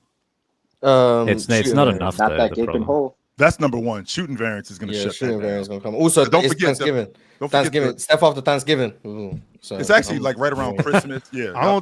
You know what? There might be something to that, Morris. Because after all these interviews and stuff, I'm starting to think she might be putting something in that food. Uh-oh. Uh-oh. You do know that. You do, I don't know if you know this, Ox. I'm I'm not just sure if you know saying. this, Ox, but Steph Curry has he got his second max deal with the Golden State Warriors. Do you think that woman is in the kitchen at any point? We got to Why not? Now. Why We got not? somebody. We hired. We hired somebody to cook. Rich people cook too. You know what they do? You know what they cook? They cook. What rich people do is they let other people cook. Maybe so. Maybe so. I know a lot of people do, but a lot of people cook too. You know what I'm saying? That's what she. Thanks, Max. That's what I thought. That's what she do. She cooks. Yeah. She got her own pots and pans and all that shit. She better cook. And as a chef, you know what she's doing? She's giving the recipes to the people that they're paying in the house. That's what she's doing. Once again, chill. I don't know how those people live. But I know some rich people still like to cook for themselves, and some people have chefs. I don't know. All I know is that that lady, she might not be too fond of some. You know what I'm saying? So all I'm saying is there might be something to the after Thanksgiving slumps from Steph Curry. That's all I'm saying. I just wanted to throw that out there and just move on. Because we've also seen the submergence of Buddy Hield, which that should be expected. We've seen him going the other way, and God, he's a fucking bum. With Tamar's point, I mean, we'll have those. We'll have the 34s. I mean, I think over the last 4 games, he's averaging 35 a game. And that's 2 of those games he went for 46 and 47 against San Antonio. So I do get that part. But with that being said, we're gonna have 2 for 13 games, 4 for 16 games from Steph Curry. And I'm 100% confident. I'm not 95. I'm not 65. I am 100% confident I won't get more than 3 more. I don't even think I'll get 3 30-point games from buckets this year. I don't think so. I think yesterday was an anomaly. I don't think that I'm going to see that from him. I'll be surprised if I got 5 30-point games from buckets this year. I'll be blown away if that happened. Yes, I would be blown away. He already has 2. Yeah, I'll be surprised and if I get another 3 one more. of 28. So yeah, I'll be surprised if I get 3 more. I would be surprised. But chill, the front court stuff is very real with them, and I think that's the problem. I think losing Kevon Looney was a little underrated, just from what he brought from a stability standpoint, in the front court. I know they're big on Quinton Post, but he's sort of not ready, and he's more of a stretch anyway. But I think that as the season goes on, if the Warriors are continuing to get murdered inside, I think they need to start looking at potentially guys like bringing in like a Vucevic, or if Dallas are thinking about moving Anthony Davis, do you throw your hat in there and see what that looks like? So I think that at some point, Steph can't continue to drop 35 a night. At some point, you're going to have to address the inside stuff, especially when all these contenders in the West are so good on the inside. You got, I don't know how you're going to compete with some of these teams, because this isn't 2018, 2019, 2016. Where you can rely on the Clays and the Stephs to be the ultimate equalizers with their jump shots, because that world doesn't exist anymore. But I think you make an excellent point where at some point they're going to have to address it. Damian, Robert Williams is right over there. Yeah, well, somebody, man, anybody. Robert Williams is right over there. It's going to take. I think they need a little more production. I think they're going to need a productive, as someone who they can also throw the ball into, and they can get their own a little bit as well. I think that when you rely too much on being guard heavy, I think it's tough. I think the Kuminga situation is also a little bit weird, because to Chill's point, if Jimmy Butler's cruising through the regular season, do you put your faith in Jonathan Kuminga to give you that same production and then go get a big? Like, I think that there's some hard conversations that need to be had in Golden State, if they're gonna try and maximize this Curry window, because I don't see them doing anything this year. Told him to trade him 3 seasons. What does that look like? Kuminga's been getting DMPs again, by the way. Mm-hmm. Here we go. Here we go. Kuminga was out because of an injury. He was out today because I know, but I'm saying even before, I'm saying he's been getting DMPs. Well, that's why they finally decided to give him some money so that they can trade him. Yeah, make the contracts match. Yeah, he's not. I know y'all don't think he's gonna be around there for long. I don't think so. No. Yeah. It's gonna take something real big to stuff that gaping hole on defense. Why Oh didn't we just wow. break up? Okay. don't So to wrap that one up, the Golden State Warriors fall to the Orlando Magic 113-121. This puts Orlando Magic above 500 at 8-7, and the Golden State Warriors at 9-7. Moving on to the Boston Celtics against the Brooklyn Nets. Of course, obviously, the Boston Celtics won 113-99. It was close for a while. Yeah, Did you watch that one, was- Mark? It was like 9. I want to say 92, maybe 92, and then Brooklyn activated the tank, and then Boston won. But it was close. I will say that it was Activated. close. Yeah, it was definitely Tank close for a activated. while. Let's go. Yeah, it was surprisingly close for a while. What are you guys doing? We're not. Are you trying to win here? What are you guys doing? Stop. Stop this right now. What the hell's going on? Okay, what was the score? Yes, it was like 90. the- It was like 110 to like 97 or something like What that. was that Yeah, quote that you shared, got Chill? blown open. Say it again, With Damien. Michael, what was that quote that you shared with Michael Porter Jr.? Oh, I'm here to shoot it. there's no misunderstanding why I'm here, Ox. I mean, I don't work in that department. Passing, that's on the second floor. Talk to human resources. Defense, that's on the third floor. Talk to security. Playmaking, distributing, that's on the fifth floor. Right? Talk to management. No, I work in shooting. That's the part that I work in. No, I don't work anywhere else. Don't talk to me about that. There's no misunderstanding about what Michael Porter Jr. is doing. None whatsoever. And he is averaging a he's- career high in assists, so you know. Facts. That's what happens when 3.2. somebody else is allowed to pass the ball. Never mind. My bad. It's my fault. I'm 3.2 sorry. assists. I was about to say, Mars. So- What yeah, does yeah. that look like? His usage is high. Compartmentalization. But that is a career, and I think Right, he, right. I think, like his Thanks. career high assists in a game, he got like this year as well. I think he got like 7. So you know, 7 shout out to assists in Michael the game. He probably Check ain't know him what to do out. with himself. Yeah, so shout out to Well, him. you know what they tell him over there in the Mile High. If this guy passes it to you, you better shoot it. We need those stats. But anyways, Well, actually, the way his assists were, you can dribble 18 times, he'll still get an assist. So you know, facts. But yeah, I mean, Michael Porter Jr. definitely sounds like he works at Walmart. You know, when you in this section, hey, can you open that for me? I don't work over there. Okay, so what? I'm asking you to do rocket science. You can't open it there. I need some drawers. And it's like, come on, you got the keys. You know what I'm saying? Nah, I don't But- got the keys. I don't got the keys. Which by the way, and a quick side note, I got a bone to pick with Walmart. I was in Walmart yesterday. Am I out of line to think that if you, as one of the clerks, you should be able to speak English? I'm gonna stay out of this one. Yeah. Shit. How do you- I'm gonna stay out. Number I'm gonna stay one, out of that one. Yeah, Okay, on the one side of this, you got a job, which is dope. I think that's super dope. But I'm thinking to myself, number one, how'd you fill out the application? That's numero They got the one. They got the one. Look at you saying numero uno. Look at you. Look at you. Multicultural. Number about? one. No, I'm sorry. Number one. How did you fill out the application? Oh, Number They, two. they had it in their language, whatever language this person spoke. They had it in their language. So when we got to the interview, we also had that in the language too. Yeah, and yeah. it's They got managers that are bilingual and translators and whatnot. That's why being able to speak multiple languages increases So- your salary. So what happened? It's a Chill, very though? valuable skill to have nowadays.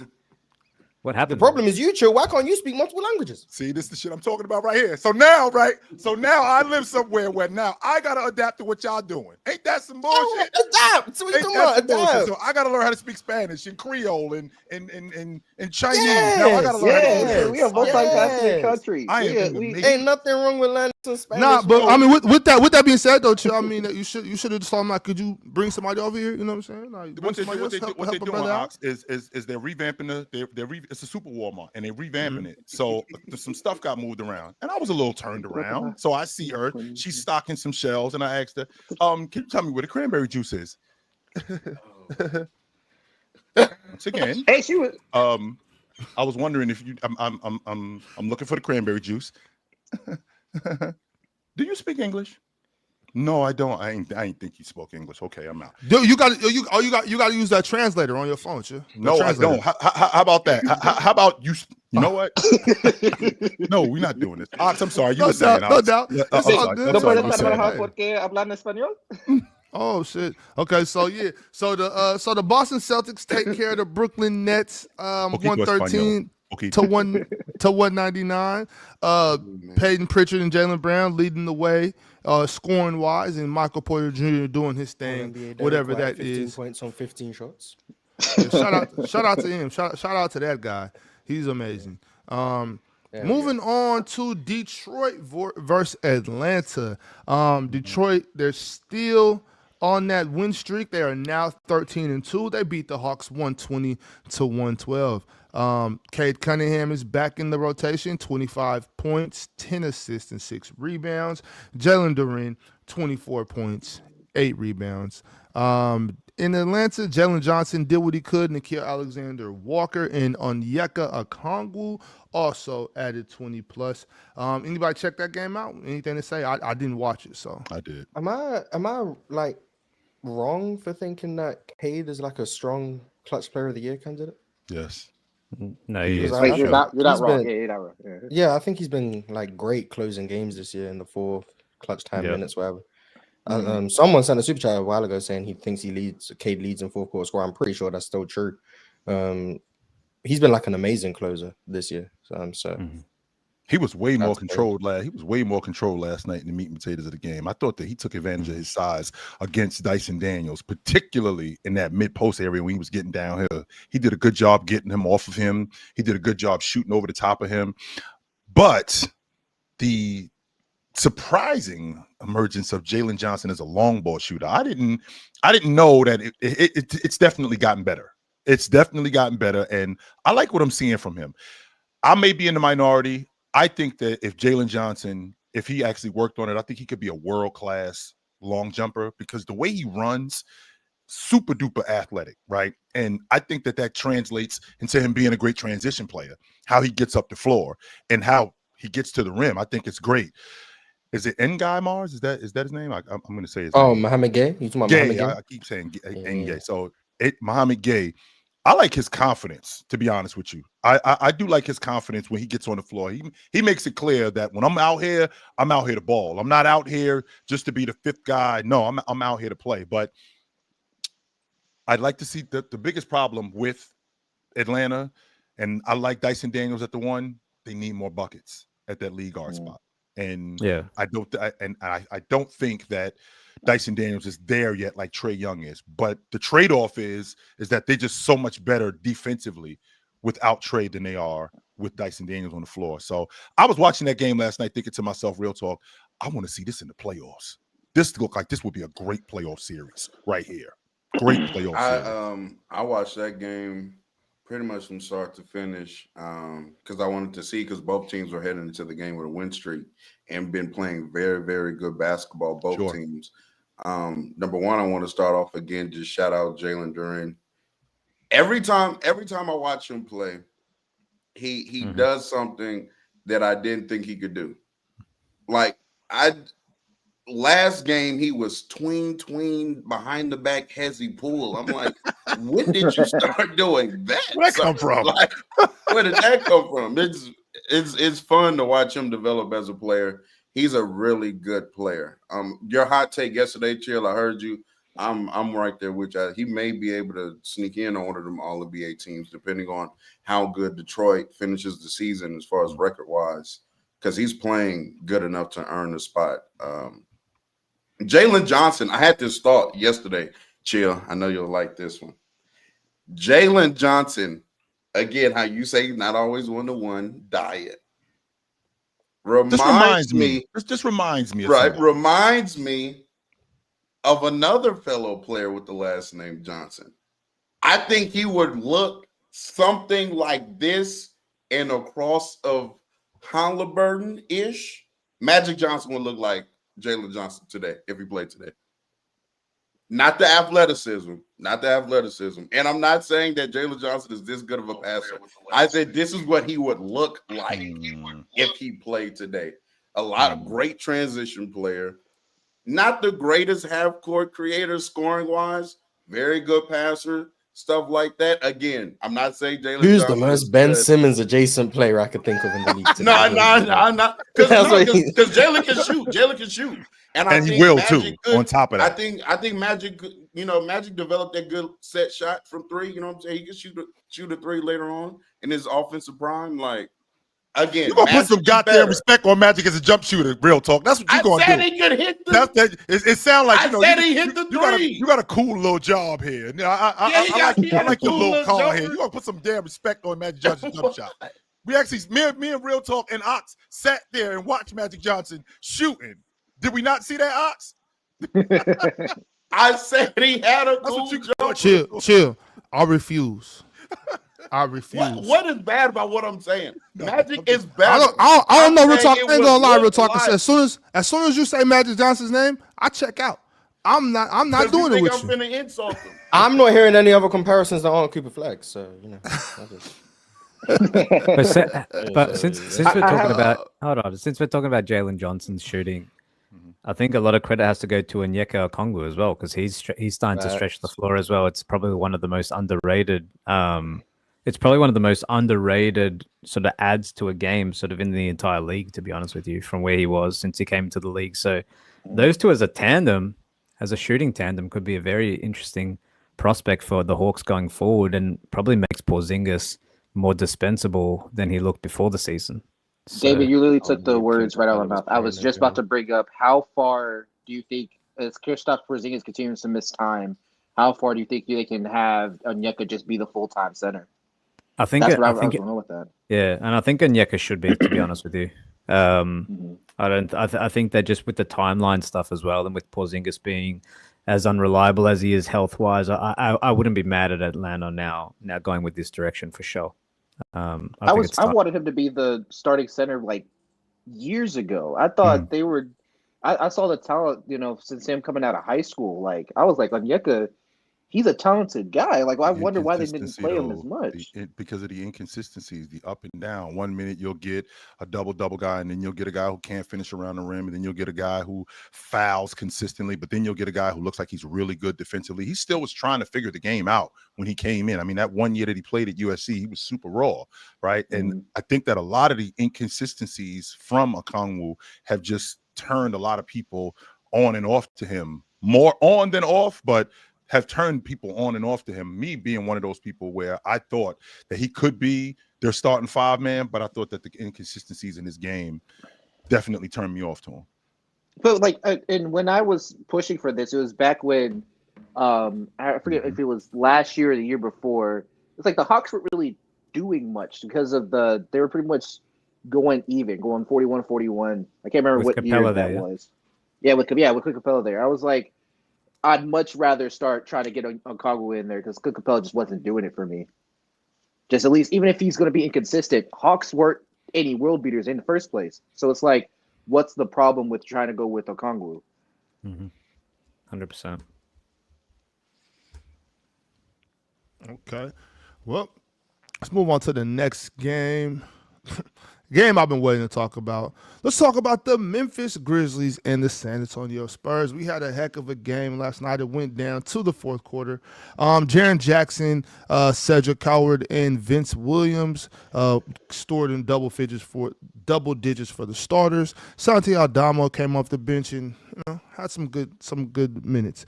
Harrison Barnes and De'Aaron Fox led the way for the San Antonio Spurs. Who wants to take it away before I lose my mind? Foxy. Go on, Ox. Yeah, not too much to say. I just think that matter of fact, I'm really just impressed by this team, the Spurs team. When you see without Victor Wembanyama, without Stephon Castle, without the young fella Dylan Harper, and you see everybody on this team that can just play basketball. These dudes have a lot of good basketball players, from Kelly Olynyk to Keldon Johnson, Sochan, Carter Bryant had some good defensive possessions, hit a big shot for himself as well. I mean, they just got a lot of hoopers over there. I like that team. I like what I see from them when you don't have Victor Wembanyama over there. Of course, De'Aaron Fox that third quarter, knocking down three balls, and Harrison Barnes just picking on Jaren Jackson in that fourth quarter was beautiful. So, shout out to them. We're all good off Jaren Jackson, right? Like, we're all. What do you mean we're good off of him, Miles? We're good. Like, we're like you out? Yeah. Yeah, we're You I've good know, on been you good him. off straight. Jaren Jackson. Salty I've been stock. good off him. It's- I've been good off him. Yeah, Jaren's not the best. I do think that one thing that is definitely prevalent, especially now that San Antonio is missing Wemby, Mhm. is how much better Luke Cornett is than Zach Collins. Like when Wemby was off the Yes. court prior to Luke Cornett getting there, and it was Zach Collins minutes, they were just a horrendous team. They weren't good. Not saying that Luke Cornett is some world beater, but that improvement as far as the backup center position, he can definitely hold down the fort for a few games much better than a Zach Collins. Harrison Barnes has been playing phenomenal basketball for San Antonio this year. He is shooting the hell out the ball right now. And like you said, Ox, they just get contributions from everybody on this roster. And then Mr. Second Half himself, it's very frustrating, Ox, for me sometimes watching Fox and how lackluster, or let me not say lackluster, but just passive he plays in first half of games. Like he does this, I guess I'm trying to get everybody involved and move the ball and yada, yada, Real yada. nonchalant. Yeah. Yeah, real nonchalant. Well, wait a And then minute. you already, Real talk. yeah, To be fair, I just got back in the mix. So if you could give me a second to get, to turn my jets up a little bit. I can't just stomp on the gas and just get back in the middle of it. Let me get back acclimated to what we're doing. Because if you notice the pace with him, like he'll go fast, then he'll slow it down, and then he'll go fast again. Like we're not really sure exactly what limits to go to just yet because he's still trying to get, where he is in terms of his body. That hamstring injury is real tricky, as you guys know, right? The last thing that I want to do is re-injure that thing. But that stop and pop game is still there. His ability to get by guys, it's still there. His ability to read defense is still there. We came up here and roasted him a couple of days ago. I'm sorry that I ain't better than Curry. I apologize that I'm not better than Curry. I'm sorry. But I'm better than most of you dudes. I bet you that. I'm definitely better than the majority of you guys. No question about that. I'm just not better than him. And that's okay.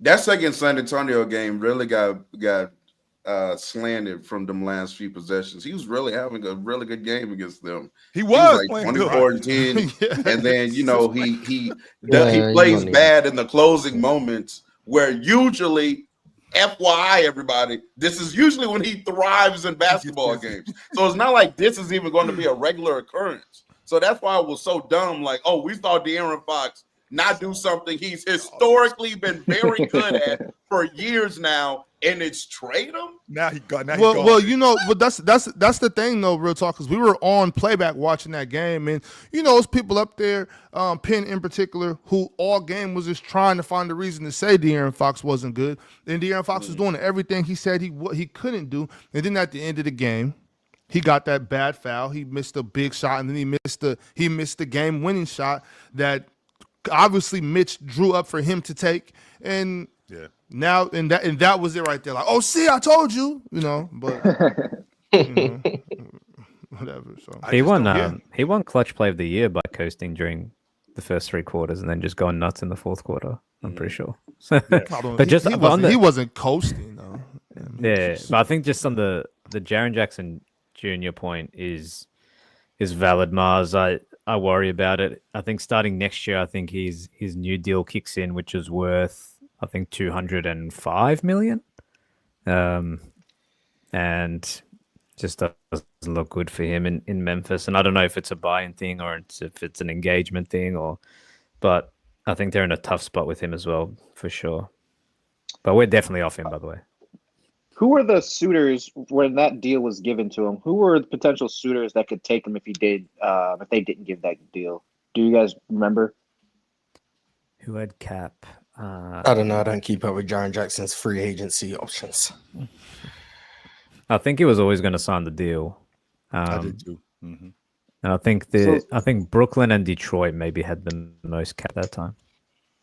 I'm curious. Like now that money is tied up with him, and so they have Josh's contract and Jaren's contract, both of which Josh pretty much 1 foot out the door already, and then Jaren is Jaren, He just signed an What? extension. Zach Edey's on his Rook deal. Yeah. Coward is on his Rook deal. Wells is on his Rook deal. Brandon Clark, I think he's on a 1-year deal, if I'm not mistaken. They're not really paying a lot of other guys except KCP, and that's not really working out as well. And I think he comes off the books after this year. But how far have the mighty fallen? Just 3 short seasons ago, I'm fine in the West. This team was looking like, they could be a contender moving forward. We go from that to it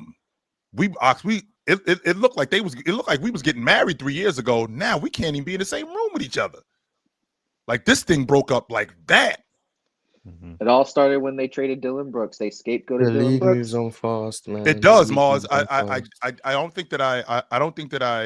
I think that I undersell how quickly the league moves on and how quickly the game is moving on. And guys like Ja Morant, Trae Young, even though he's a primary distributor and a damn good one, by the way, and can score, I mean, they're becoming obsolete because the guards are getting bigger. Your ability to make jump shots needs to be more consistent. We can't survive on you being an okay jump shooter. We can't survive on you being an okay bucket getter. No. You need to be able to score and distribute at a high level, and you need to be able to continuously do it. Ja told us, well, you told me to stop going to the rim because I'm not going to last long. Yeah, but we also told you that you need to knock down an open shot too, and you need to do that consistently. And he does not do it. He doesn't. So, I mean, I think we're in a different space with this Memphis team, and I wish that, Mars, I can tell you that there's something positive that I could say about Jaren Jackson, but I really don't have anything. This team just looks like they are in disarray, and I don't know what they're doing offensively. I don't know what happened to G.G. Jackson, who I was really high on. I mean, I don't know what to do with this group. I don't. Cedric is really good. They're rookie. Cedric Coward is really good. He is. He's really good. But the problem is you're not selling. He might second him rookie of the year right now. Yeah, agree. But the problem is you're not selling now Jaren Jackson Jr. or Ja Morant at their highest trade value. Like, you're going to get pennies on the dollars for guys that once, a defensive player of the year and a guy that's a multi-time All-Star. So it's a really bad situation to be in when you sell that low. Yeah, for sure. Well, if I'm not mistaken, I think Memphis has dropped like 6 of their last 7 or something crazy like that. Yeah, they can't beat teams that don't suck. the Wolves have a similar problem as well, but we're gonna. I'm looking at it right now. 1, 2, 3, 4, 5, 6, 7, 8, 9. They've lost 9 of their last 10. Yeah, because they've played against teams that don't suck. The one win. Oh, guess what? The Dallas Mavericks. Every team they play that doesn't suck, they lose. The Spurs, the Cavs, the Celtics, the Knicks, the Thunder, the Rockets, the Pistons, the Raptors, the Lakers. They beat the Suns on a game winner. Then they lost to the Warriors. They beat the Pacers, who suck. They lost to the Heat, and then they beat the Pelicans, who suck. They're getting smoked too, by the way, Mars. Yeah, they beat bad teams. So shout out to them. They're not the worst team in the league. They're just like the worst of the teams that aren't trying to suck. Other than New Orleans, but I don't know what New Orleans actually got going on. But yeah, they can't beat I teams. don't know what y'all doing down there. Yeah, New Orleans is a house on fire. Yeah, them and Minnesota have the same problem, but Minnesota's had an easier schedule, so they're 9-5. Okay, y'all. Well, that's that game. Shout out to the San Antonio Spurs taking care of business. Yep. Last game of the night that we haven't talked about is none other than the game we were doing on playback last night. The Phoenix Suns taking on the Portland Trailblazers. What do y'all got to say about this one? Portland suck again, unfortunately. Yes. But Shaden FC, we up. Shaden FC, we leave him a son. It's nice to see Shaden putting the ball in the basket. He can't make threes. I think the biggest issue with that is that I think pull up jumpers neither, Mars. Or I pull think up his shot is jumpers. just really flat. I think that's just the problem. I think he has to just like add some arc to his shot. I think that would solve quite a few problems. But his downhill stuff, getting to the rim, finishing below the rim, finishing above the rim, that's still amazing. All that good stuff. Tamani Kamara. We're now over 15 games into the season, and he has not been good on defense at all. Yeah. Which is concerning for Portland, obviously. For him, I mean, he just got paid, so shout out to him. But yeah, Tamani has not been the same guy. They're missing Drew Holiday, which I think is hurting them more than. Well, it's not just Drew. They actually just don't have a point guard right now. Like Scoot's not there. Blake Wesley's not there. Andrew's not there. So it's more than just Drew. But And their lack of Dame. a point guard is their lack of a point guard is really hurting them. Jeremy No Grant didn't play, did he? disrespect, No, but Jeremy didn't play I'm last seeing night either, no. Caleb Love play a hell of a lot of minutes. Shout out to him. Like, Yes, he is. Yeah. I'm watching Devin Booker, man, operate in that mid-range and in that mid-post when he's got the ball and he gets that defense on his hip. That jump shot just looks so smooth.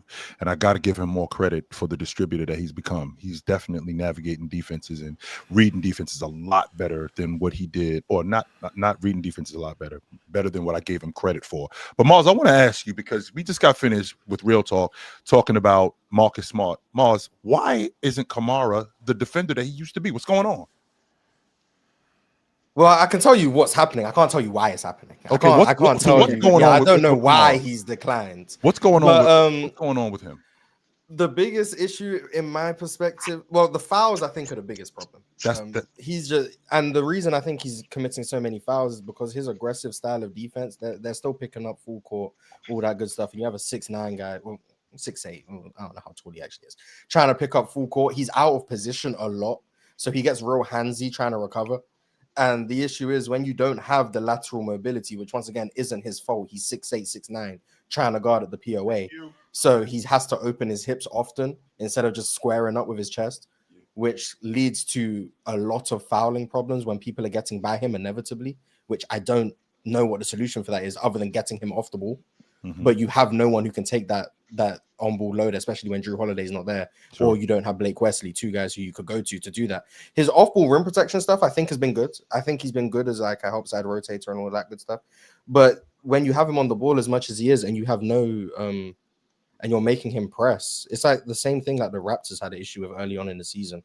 Mm-hmm. Like, it doesn't make sense to be picking up full court when you only have one person who can defend and keep the ball in front. And even he can't do it to the level that you're asking him to when he's guarding these quicker, smaller guards. Like, it doesn't make sense. I understand, like, you're trying to, like, ball pressure. Yeah, Indiana did it. Ooh. But, like, they did it last year as well. But, like, it just doesn't make sense for your personnel. And you're making Tamani look worse. You're making your defense look worse. This is a team that started off the season really good defensively. And then teams realized, oh, just break the press. And we score like every time. Like, it's not there. I'm not going to call it a gimmick, but it's damn near a gimmick. Like, you're not actually doing anything and you're just playing into opponents' hands. So part of it's on Tamani. I think just his physical limitations are being used against him in large part because of the way they're using him. Mm-hmm. But then also I think it's on like scheming and stuff. Like, you got to, like, the only guy of Tamani's size who I think I could trust to like pick up full court would be like Jaden McDaniels. I don't think there's anyone else in the league at that size who you can ask to be that mobile. It was supposed to be Vando, but that didn't work. Yeah, but he just doesn't play. But it's just so I don't like it. I don't like it at all. Mm-hmm. And but yeah, Tamani needs to pick it up himself individually because is it fair defensive first team or whatever to this or. To your point, when you talk about being handsy, I think about, and also not just being handsy, but being reckless in closeouts. I mean, he was doing that last year. Does it have anything to do with the whistle? Because I feel like last year the whistle was a lot kinder to him last year than it was this season, and I don't think referees were paying as much attention to him in terms of the whistle. I think that because he's developed into this all-league level defender, I think that the onus and I think the attention is on him more. I think that they pay more attention to him fouling. They pay more attention to his hands. Now, here's the thing.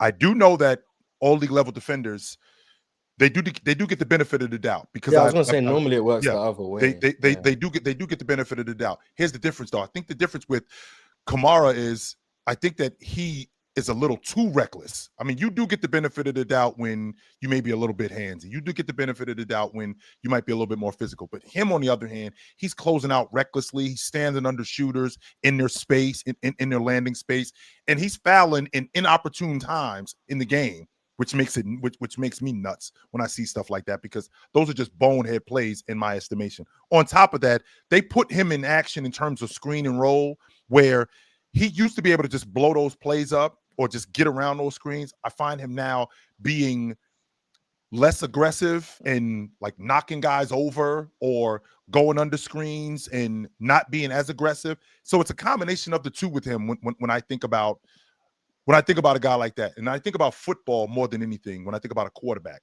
and real talk, I'm thinking like Colin Kaepernick.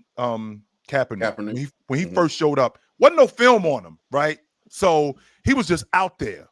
Like once we actually got some film on him and got to recognize what kind of quarterback he was, okay, now we can neutralize this guy. I feel like the same thing is going on with Kamari. It really wasn't that. I didn't even know who this dude was, to be honest with you. But now we get to a point where, okay, we can put him in action on the right wing, low pick and roll. He's going to be more aggressive on the top side.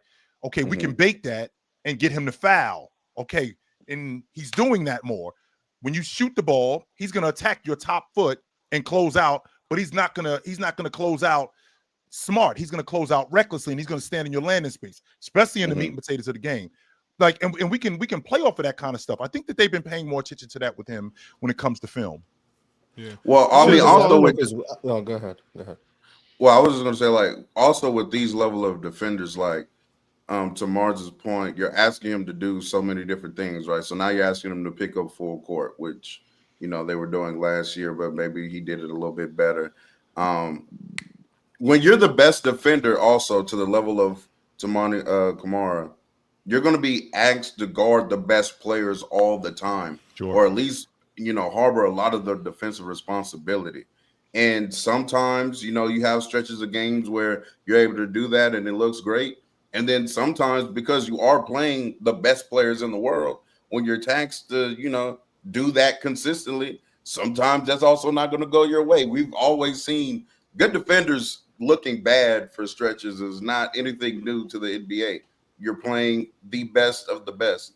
So I'm sure there are some things that he can clean up, but when you factor in like his level of consistent competition or what they're tasking him to do, like you're going to have some good nights, you're going to have some bad nights. You know, we look at that only for offensive players and like, oh, you're going to shoot well some nights or you're not going to shoot well. Well, some nights when you guard the best, you're I'm going going to to get my ass kicked. and That's going to happen. you know, it is what it is. That's going to happen. I want to say just like last night's game. Well, first I want to say this about Tumani. I want him to stay being aggressive, stay being physical, and stay touching guys, stay bumping. Don't stop that. You know what I mean? Don't regress and take the physicality out your defense. I think he should continue to be as aggressive as possible without, you know, intentionally fouling, obviously. But I want to say this last night. So I went to the game last night and you know, just had to check it out. And from my estimation, what I saw, the guy who set the tone last night was Mark Williams. For Phoenix, Mark Williams absolutely set the tone last night. He's been great. And I mean, I'm happy to see him playing good. I wanted us to draft him out of Duke, obviously, but that didn't happen. Then I wanted San Antonio to get him, but obviously he went to Charlotte. Now he's in Phoenix, and he's playing great basketball. I like how he's getting the ball down there and being patient with it. Pump fake, stepping through, using right hand, left hand, being a skilled big, and then, you know, trying to protect the rim. And, you know, there was a situation last night where he went up and he grabbed it out the air early in the game. Everybody knew it was a goaltend, but still, just setting the tone to let him know, like, I'm down here. I think that was major for him. And another guy who I really liked the minutes from was Gillespie. He came in hooping this year, yeah. Yes, sir. He came in the game and he you know, he had some good minutes as far as I'm concerned. Obviously, Devin Booker's gonna play Devin Booker ball, but chill. I think Portland let him off the hook a little bit last night with just moving the ball. I think Phoenix has to get a little better with that, sharpening up on point guard by committee, running the floor. The big fella that you like, Mars. Also, how do you say his name? Iguodala. I don't know how much I like him, but yeah, Iguodala. Yeah, they have a few guys like that on the team, and Royce O'Neal, he was hitting a couple big shots, but you know Nick Richards doesn't suck, Mars. By the way, I just want to put that out there. Yeah, that's cap. But okay. He might suck, chill, but he you know he might, but that's okay. It was a decent Shout out to game. Rasheed Fleming getting first half minutes, I think, for the first time in his career. That was nice to see. He didn't make a shot, but you know, energy and Mars, rebound. it's not looking good for you this season. Bilal's bad. Tumani's bad. Jalen Green's gone. It's not looking good for Yeah, you this you season. know not to say Jalen Green's bad. Jalen Green was hooping, just go sabotage The by shade, hamstring. Yeah, the shade and sharp stuff, Mars. I think it's something crazy. Like I think he's 5th or 6th in usage this year in the entire league, or something crazy like that. Shout out to makes him. sense. Man. Yeah, he shoots Very a young lot. guy. It's just Yeah, insane, man. He was being super aggressive yesterday too.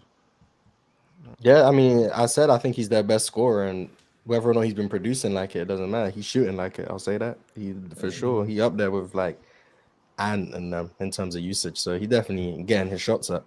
Now, next thing is them going in, but I aggressiveness. mean, he got 50% from the field last night. You know what I'm saying? Now, Yeah, but 0 for true 7 from shooting. three. Yeah, true shooting. 3-point Yeah, percentage. 0 for less 7 than- from 3, but he That hit doesn't help. shots. It just wasn't. He's at efficient. 26% from 3 on the season, which is not great. But his first 5 games are real bad. So if you just want to like look at, I think the last 8 or 9 games he's played, he's averaging 26 points on pretty much 50% from the field. The issue is even in those games, he's shooting 27% from 3. So he's just like not a good 3-point shooter. And I'm not sure what the remedy for that is outside of him improving. But everything else, yeah, it's cool. Ideally, he'd be a bit better defensively, but yeah, Portland need to figure it out because a team that I expected to be like a top 10 defense, I think we all expected them to be a good defense. They're currently 22nd in defense, Damn. which is very disappointing. Yeah, very disappointing. They can get it together though. Stick with it, guys. And one of the main reasons why they aren't Yeah. as good because Klingon has not been good on the defensive end. No, he has not been, and he looks lost on offense too. Can't finish around the basket. I don't know what the deal is with Klingon, man. And I know that he's young.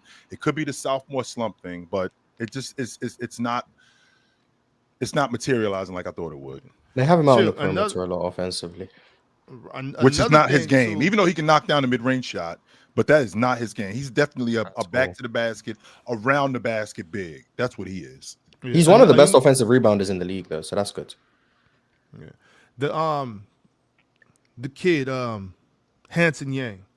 Now he might not have played that. He might not have played great last night, and that's not what I'm talking about. Chill. Mhm. Yep. They absolutely love this dude. For sure, yeah. Like he gets up off the bench and everybody in the arena is going crazy. Mind you, there was a lot of empty seats. You know, a late game. Even some people were leaving at halftime just because it was like a later game. Work tomorrow, school tomorrow. A lot of kids, you know, in the building. So they had a lot of people left. But still, like anytime he touches the ball, and mind you, there was a lot of representation from the Asian community, and I think maybe they're coming out to see Hanson play a little bit, and I just think that's cool. Maybe we having another Yao Ming type situation going on, you know. So that was pretty cool. He could be as But- good as Yao, that'd be cool. Yeah, if he's Right, Nice. right. My favorite, nice. my favorite tweet of the year still is Mars's saying that he's 2 years away from being 2 years away. Yeah, think he's that was got a hilarious. little while to go, man. Shout out to Hanson Yang, man. Yeah, Let's hope he figures it out. I mean, I watched that Chinese league film. right. They my hype, man. I'm sorry, they're my They're little over This there is, for sure. this is no, But- I knew this shit wasn't gonna be what people tried to tell me. But fellas, I do want to remind everybody watching, shout out if you're watching on YouTube, if you're watching on X, or if you're tapped in on Facebook, man. Appreciate y'all for being here. And shout out to Splash Sports. Speaking of Splash Sports, I want y'all to know that coming on Friday, we will be doing another NBA Player Survivor. All you have to do is pick the guy that you think will score 20 points or more. You can't pick the same guy twice. You pick a new guy every day, and there's cash prize at the end. So be ready for that. Our W host, Ron, will make sure to let y'all know when that kicks off. He told me it will be Friday, so y'all get ready. I'm giving you the inside scoop. Be ready for that on Friday. Speaking of Splash Sports, let's get our splash of the day. Real talk, you got something for us?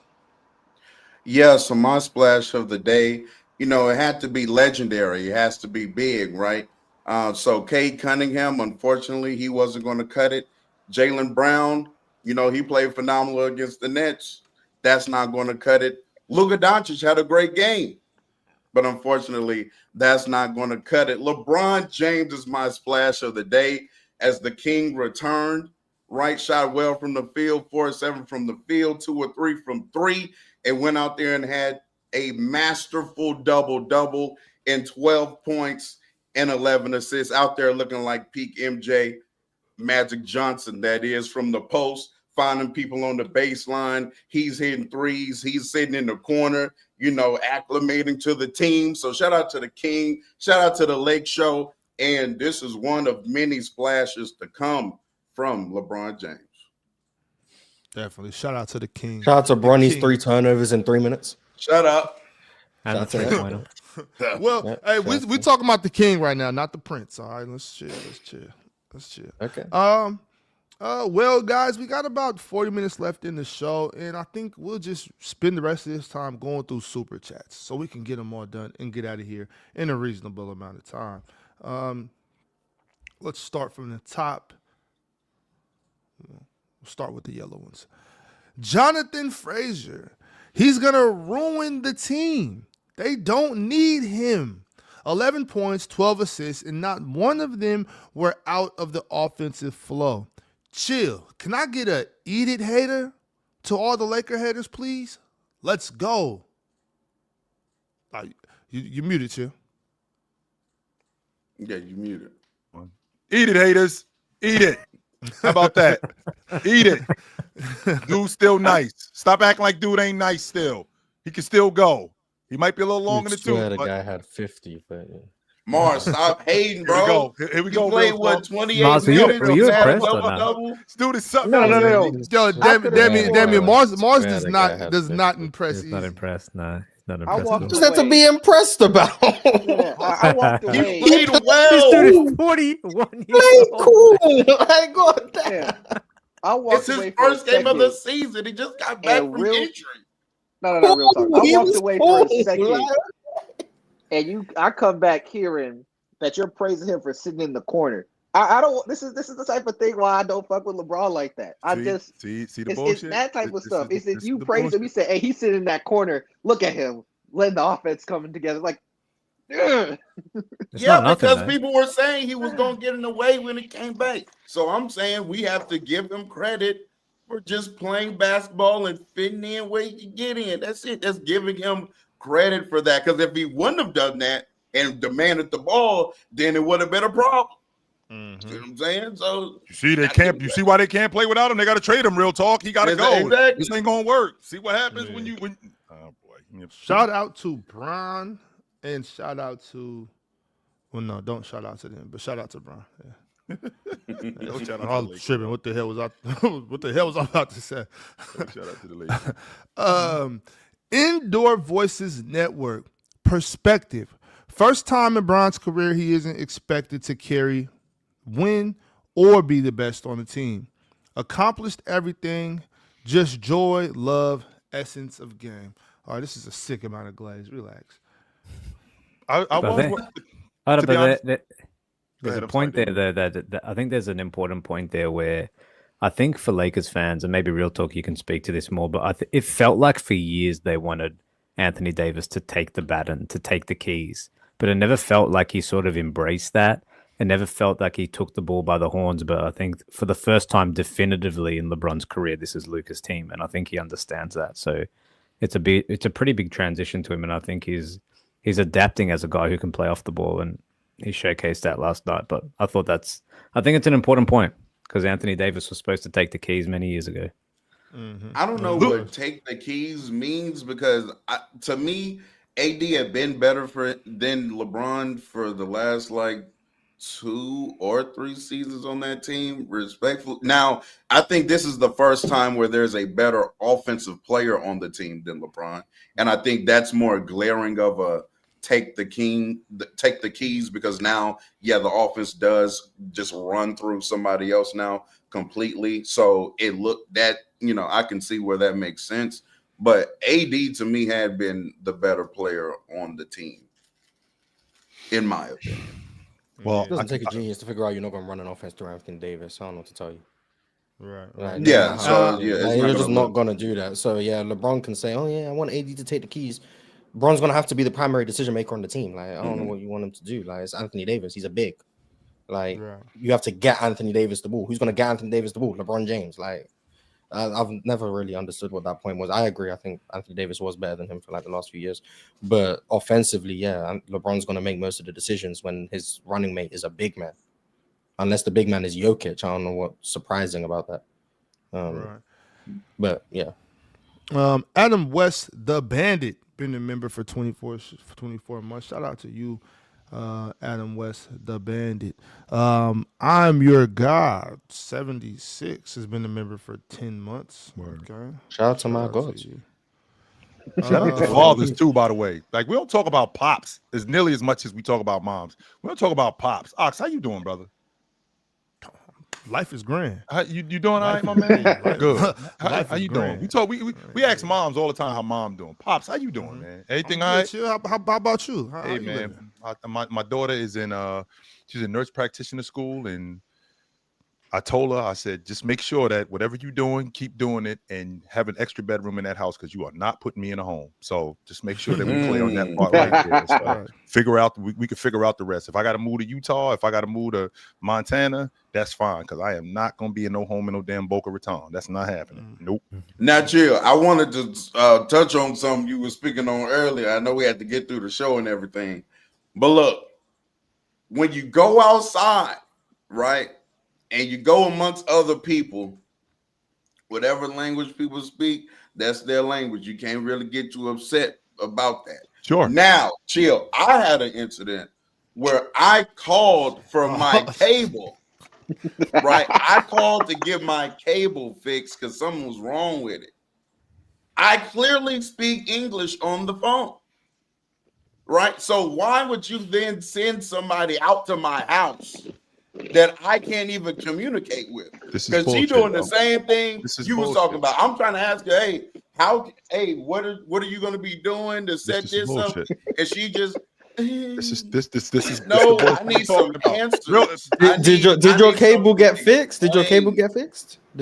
Actually, we had to call back. See what I'm talking about, Mars? And he paid them people a lot of money too, Mars. He paid a big. It sounds like you guys just lack language versatility. I don't know what to tell you. Like, you guys that's a little different. That's a little different. You can't come to you can't come to the crib and we can't work this out together. Like did you get the translator out or what I was just on the phone with you. What's going on? I was just on the phone with you, and I said, "Hey, how you doing? My cable is acting up a little bit, and I need some help." Once again, I'm gonna say that one more time, real talk. Hey, how are you doing? Not hola, cómo está? But no. Hey, how you doing? My cable, which would suggest to you that I speak English. How about you send somebody out here that speaks my native tongue? How about that? They sent someone out to Real Talk South, and Jake showed up like, estoy aquí para televisión. See them talking about. Okay. Well, so moving on though, Bob Solo sent a member chat. Been a member for 8 months. Keep going. Content is fire. Been here since Open Gym 2022. Oh, those were the good old days when Mars and Dub were trying to turn the world against Kareem Abdul-Jabbar. Right. They were 100%. That was a campaign. Mars, you son of a you know what? That was 100% a campaign. That was a smear campaign. That wasn't really my campaign. Jesse, well, you jumped on the campaign trail. You was on that train. Whoop whoop for going through cities. I never joined in on Kareem being a fraud, but I guess. I'm definitely against the propaganda though. So I'll say that. No doubt. Tupac Westside 474. Lakers looked good. We just got to make Rui the sixth man to help add scoring to the bench. Now, Mars, is that where? Because I want to make sure that I'm understanding you. Because a lot of times I do understand you, Mars, but there's the troll Mars that I kind of get that throws me off the track. You said Rui needs to be on the bench. Does he need to be in the rotation or does he need to be on the bench?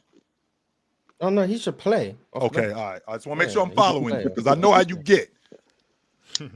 I do know how you get, and I think that with James coming back, I mean James is always helps Rui's game because Rui is really good in transition, and James gets him involved.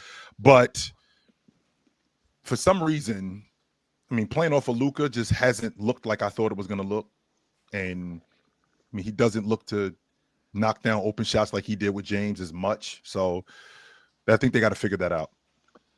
Rui just outside of shot making because he is an elite shot maker. right? That you could not take that skill set away from him. He hits open shots. Career year as well. Efficiency. Outside of that though, that brother's not giving you much else. It's like, bro, Rui, wakey, Rui. You're playing off-ball defense. Hey, know the scheme defensively, Rui. We're switching or we're hedging. Wakey, outside of hitting shots. And again, you cannot take that from him. He can hit shots. Everything else, it's a problem. I think they should bench Rui and start Smart. In my opinion, that should be the move. But yeah. Are we moving off of Vando? Are Vando's days numbered? Yeah, Vando is gone. Are we moving off of him? It's time to go. Are you gonna package Vando with Bron? Because Arch Burner, who's been a member for 13 months, wants you to trade Bron while he's still shiny. Hey, that car that I'm just putting the for sale sign on it. It looked like it's real good. I might be able to get top dollar for it. Nope.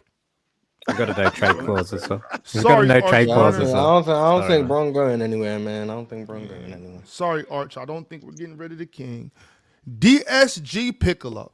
I know I said 30 games, but I don't know if I can wait that long. I might be 10 games from pushing for AJ DeBonsa. Tumani forgot how to play basketball. We have no healthy point guard. Shaden, stop shooting threes, please. So is DSG Piccolo saying it's time to tank? He's saying the outlook isn't looking great, so maybe it's in their best interest because they're not winning much. Amazing. Could switch up yeah, so quick. It's crazy. The Trailblazers were just in 5th place like 2 weeks ago. Now, we got to call the fire department because the house is on fire. Well, yeah, standings don't mean much after 12 games, but the opposite is true. Now that the 9 seed standings also still don't mean much. But just watching this team play, this team is not very good. Not right now. now. You have to give us some time. You have to give us some time. Which is where, 10 days. if you look at, to your point, the standings, this is kind of where I had them at throughout the course of this season, anywhere between 7 and 9, and playing their way into the playoffs. This is around where I had them. So, I mean, they got off to a hot start, and they ended up, winning some games early on. But I mean, I expect them to be, I expect them to be more like this than like this. I expect them to be here, not like this. I think we haven't gotten to the dog days of the season yet. That's in about another. What are we in? Today's the 18th and the 19th. I'm sorry. Another 2-3 more weeks when we get into the dog days of the season. So I'll have a better idea what the Trailblazers are at that point. Hey, Ox, it turns out the point guard position is pretty important because as Mars outlined, as soon as Drew Holiday went down, ain't been looking good. But on top of that, the problem is the other backup isn't playing, and Blake Wesley, I believe that's that young man's name. And then, of course, Scoot's not playing. You know who else went to shit when they had no guard rotation? Indiana. Start off the season, no Halliburton. TJ McConnell isn't playing, and Andrew Nembhard gets hurt early in the season. Yeah, now your season's going to shit now. Don't forget real talk. They lost their best point guard. And Chauncey Billups. I totally forgot about that. And to your point, Ox, Tiago Splitter, he's killing me with the small ball lineup when these teams go big. I don't understand why he sticks with it. I do understand that small ball lineups work, but when you got Tamani, when you got Jeremy, and you got Tamari, and Denny out there. Meanwhile, Mark Williams is looking like the diesel around the rim. How about we go to a bigger lineup, Coach? Just an idea. How about we do that? Mark Williams is just like that. That's all it is. I'm still standing on it. And I watched Devin Booker hit him. He was coming down the gut. He ended up hitting him at the rim for a lob. I will die on this hill, just like I told you, Ox, about Kalkbrenner being the Boston Celtics starting 5-man. The New York Knicks, that's your starting 5-man right there. You passed on him. I still think he's better than Mitchell. I think he's better than Mitchell Robinson today. I'm still standing on that. I do think that. Yeah. I know how you feel about Mitchell Robinson's ability to rebound, Mars, and we literally had a conversation yesterday about the importance of second chance points, and I think that Mitchell Robinson is huge in that aspect. But I think that the development of Mark Williams outside of the injuries I think that he really playing with Cat, how much better they would have been. Yeah. We got a member chat from FIFA Boy, who's been a member for 28 months. He just came up here and hate on you, Kenny. He said, today is not Hall of Fame Friday, my man. So, Well, Ron personally reached out to me to speak on this injury thing. So, Yeah, so you know what you can do, FIFA? Yep, that's right. Yeah, he know. What's that? What motion was that? oh, he know what it is. He know exactly what it is. We got him pinned up against the locker in school, and he's flipped upside down, and we shaking that chains out them pockets. Checking them pockets for lunch. Yes, money. sir. Run it. Moram sent the super chat. Why is Chill and other guy, forgot name, talking like Bron has to play like yesterday to fit the team? Or that it's a surprise that he deferred? I don't know when I ever said that he can't defer. I mean, he deferred in 2016 when they won the NBA championship with Kyrie Irving. He deferred in 2017 with Kyrie Irving. He played off the basketball. He's done that plenty of times. James has proven that he can play off the basketball and get other people involved. However, and I'm still standing on this, I have yet to see James not be the man. That's the thing that I'm thinking about. Him being able to play off the basketball, that's never been an issue. And since I've seen him when he's winning championships, and that's what this whole thing about. That's what this whole thing was about. Playing with the Lakers, it's about being the man and playing the man role. So that's the thing that I still have to see that until I'm convinced. And you've been the Yeah, I best don't know player who in the the other league guy damn near was. your whole life. See, that's what I'm talking about, Mars. That's exactly what I mean. And he doesn't know any other way. I mean, I've been the best player, not on my team. Those two things aren't the same thing, Mars. Being the best player on my team and being the best player in the entire league. Everybody expects me to do it. This isn't a I think situation where there's a just the team does. There's a clear distinction as well between deferring and also still getting yours. Like LeBron's not going to defer to the level that he deferred yesterday because he's not going to take 7 shots in 30 minutes. But he understands that he can get his while Austin Reeves and Luka can still get theirs as well. I think that's the big distinction. I actually literally said that yesterday, just playing basketball. That's it. Don't worry about me getting involved. I'll get involved. Don't worry about that. I think it also part of it is just understanding, because I think he could be referring to me. I was more so showing that what potential concerns could have been. He showed that they weren't there, and it's nice to have reassurance sometimes. It's just like, this team's been rolling without you. Let's see how you insert yourself into it. Are they still rolling? And it still looked good, and I think there's nothing wrong with that. Also, I think the one hole that he's plugging that is definitely needed is transition offense. Like, he's immediately our best transition player as soon as he hit the floor. Luka obviously is not the greatest open floor athlete, right? We threw a lob to him and he damn near tore his knee up because of it. Austin clearly isn't the best open court athlete. But, you still give LeBron James, even now at 40, 41 years old, a runway. He is still one of the fastest players in the league, which is crazy. But Why would he throw him a lob? I don't know what Because imagine he caught it. Imagine he play, caught it. Imagine he caught it. That would have been crazy. He was feeling it. It was a That's bad play. you know what that is? That's sabotage. Austin want them minutes. He want that money. He want them minutes. That's sabotage. That was crazy. He want that basketball. That's what it is. Ballers Intel. Trade to Utah. Not too sure how that would go if I'm Atlanta.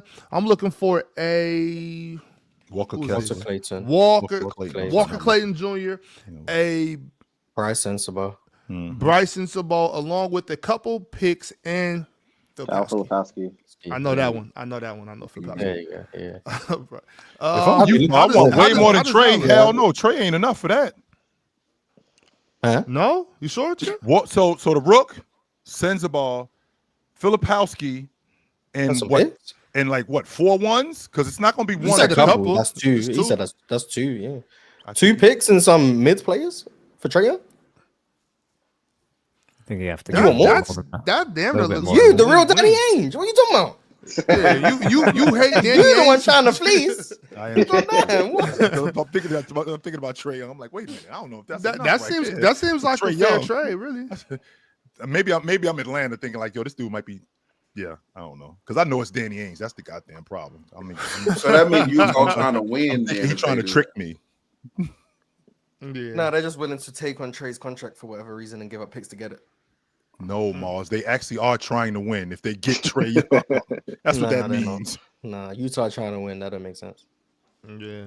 Cultured Bandit has been a member for 2 whole years. Why does it say 24 minutes? Why doesn't it say 2 years? That's like when you talk to that lady at Barnes and Noble. hate her. How old is the kid? Don't get me started on that. he's 9,300 months 20, old. 22 months. Oh, I What? hate that. Well, I think they do that Me because too. like, the growth of children is like very noticeable month by month. I think that's Yes, Yeah, but for that Mars. age, Now, Mars, yeah. when you go but that stops at 23 old. months. As soon as you get 2 Yeah, years I old, hope you're they're not 2. still doing that at 2 years. Yeah, they old, are. but, I be no, 14 no, they are. like Mars. 16 They're I'm 36 talking. I'm months. talking They're about. I'm 37 talking months. about. Oh yeah, he's 58 months. Like, it's what? More. That kid's in the first grade. What's going on, man? He's in elementary school. Someone He's did that to me the 58 other months. day. He's Someone 17 did that months. to He's me a off year the other old. day. Just say That's that. crazy, He's a year bro. old.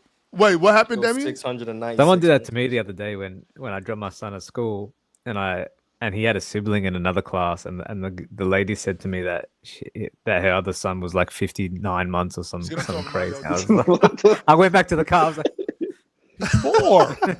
He's 4. He's 5 4 years. about to be hilarious. 5. He's 4 about to Say that. That's real Man, easy, that's Kenny. hilarious. Just say that. That's He's crazy. 4 about to be 5. He ain't 57 months. But Why you making know, this but shit more that's complicated. just moms though, man. Moms are different. Like it's different. Shout out to Actually, moms, by the way. definitely shout out to moms. One of the moms is coaching my son's basketball team this year, but she's a hooper and all that, you know. And it was just really funny, like watching how she coaches and how, like, at the beginning to introduce, like, okay, let's sit down right here and we'll talk about what school you go to. What school you go to? She's just so sweet. I was just like, oh, that's cute, you know. Good coach though, good coach. She knows what she's doing. But moms are just different. It's just funny. Pimp named Slickback. Why are people pushing for Detroit to trade for Laurie? The front court of Stewart and Doran is one of the best defensive front courts we've seen in years. No need to rush and make a big trade, in my opinion. Because we live in a space where there's a lot of parity, and the idea is Laurie Marketing could possibly push you guys over the top. I don't think that. I'm not one of these people that thinks that getting Laurie Marketing on your crew is going to make you a championship team. But I mean, I think that's the logic. Lowry would be that supercharged Duncan Robinson. That's what he would be.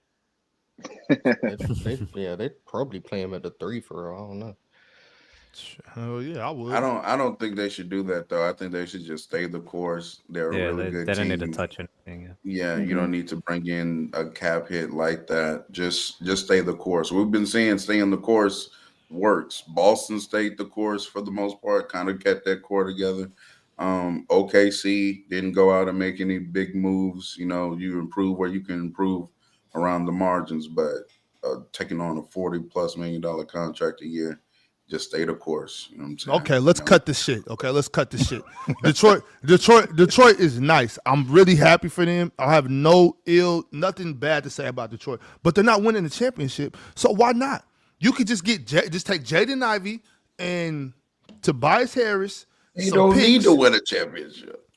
They're not ready yet, anyway. But Yeah. They don't need to win So wait a second. When I sit up here and say, "Oh, my team, we don't tank. If it means we're not winning a championship, fine. We're not really a championship winning type of franchise anyway." And y'all like, "Oh, that's crazy. That's crazy." But Detroit, it's a team that has a franchise that has multiple championships. Y'all talk about they don't need to win a championship. because What they're are young we and talking about? developing. Yeah, that's You're the key. just old. This and team, suck. no. This Those are team, two this different this positions. team, this team right here is never gonna win a championship. Never, Ox?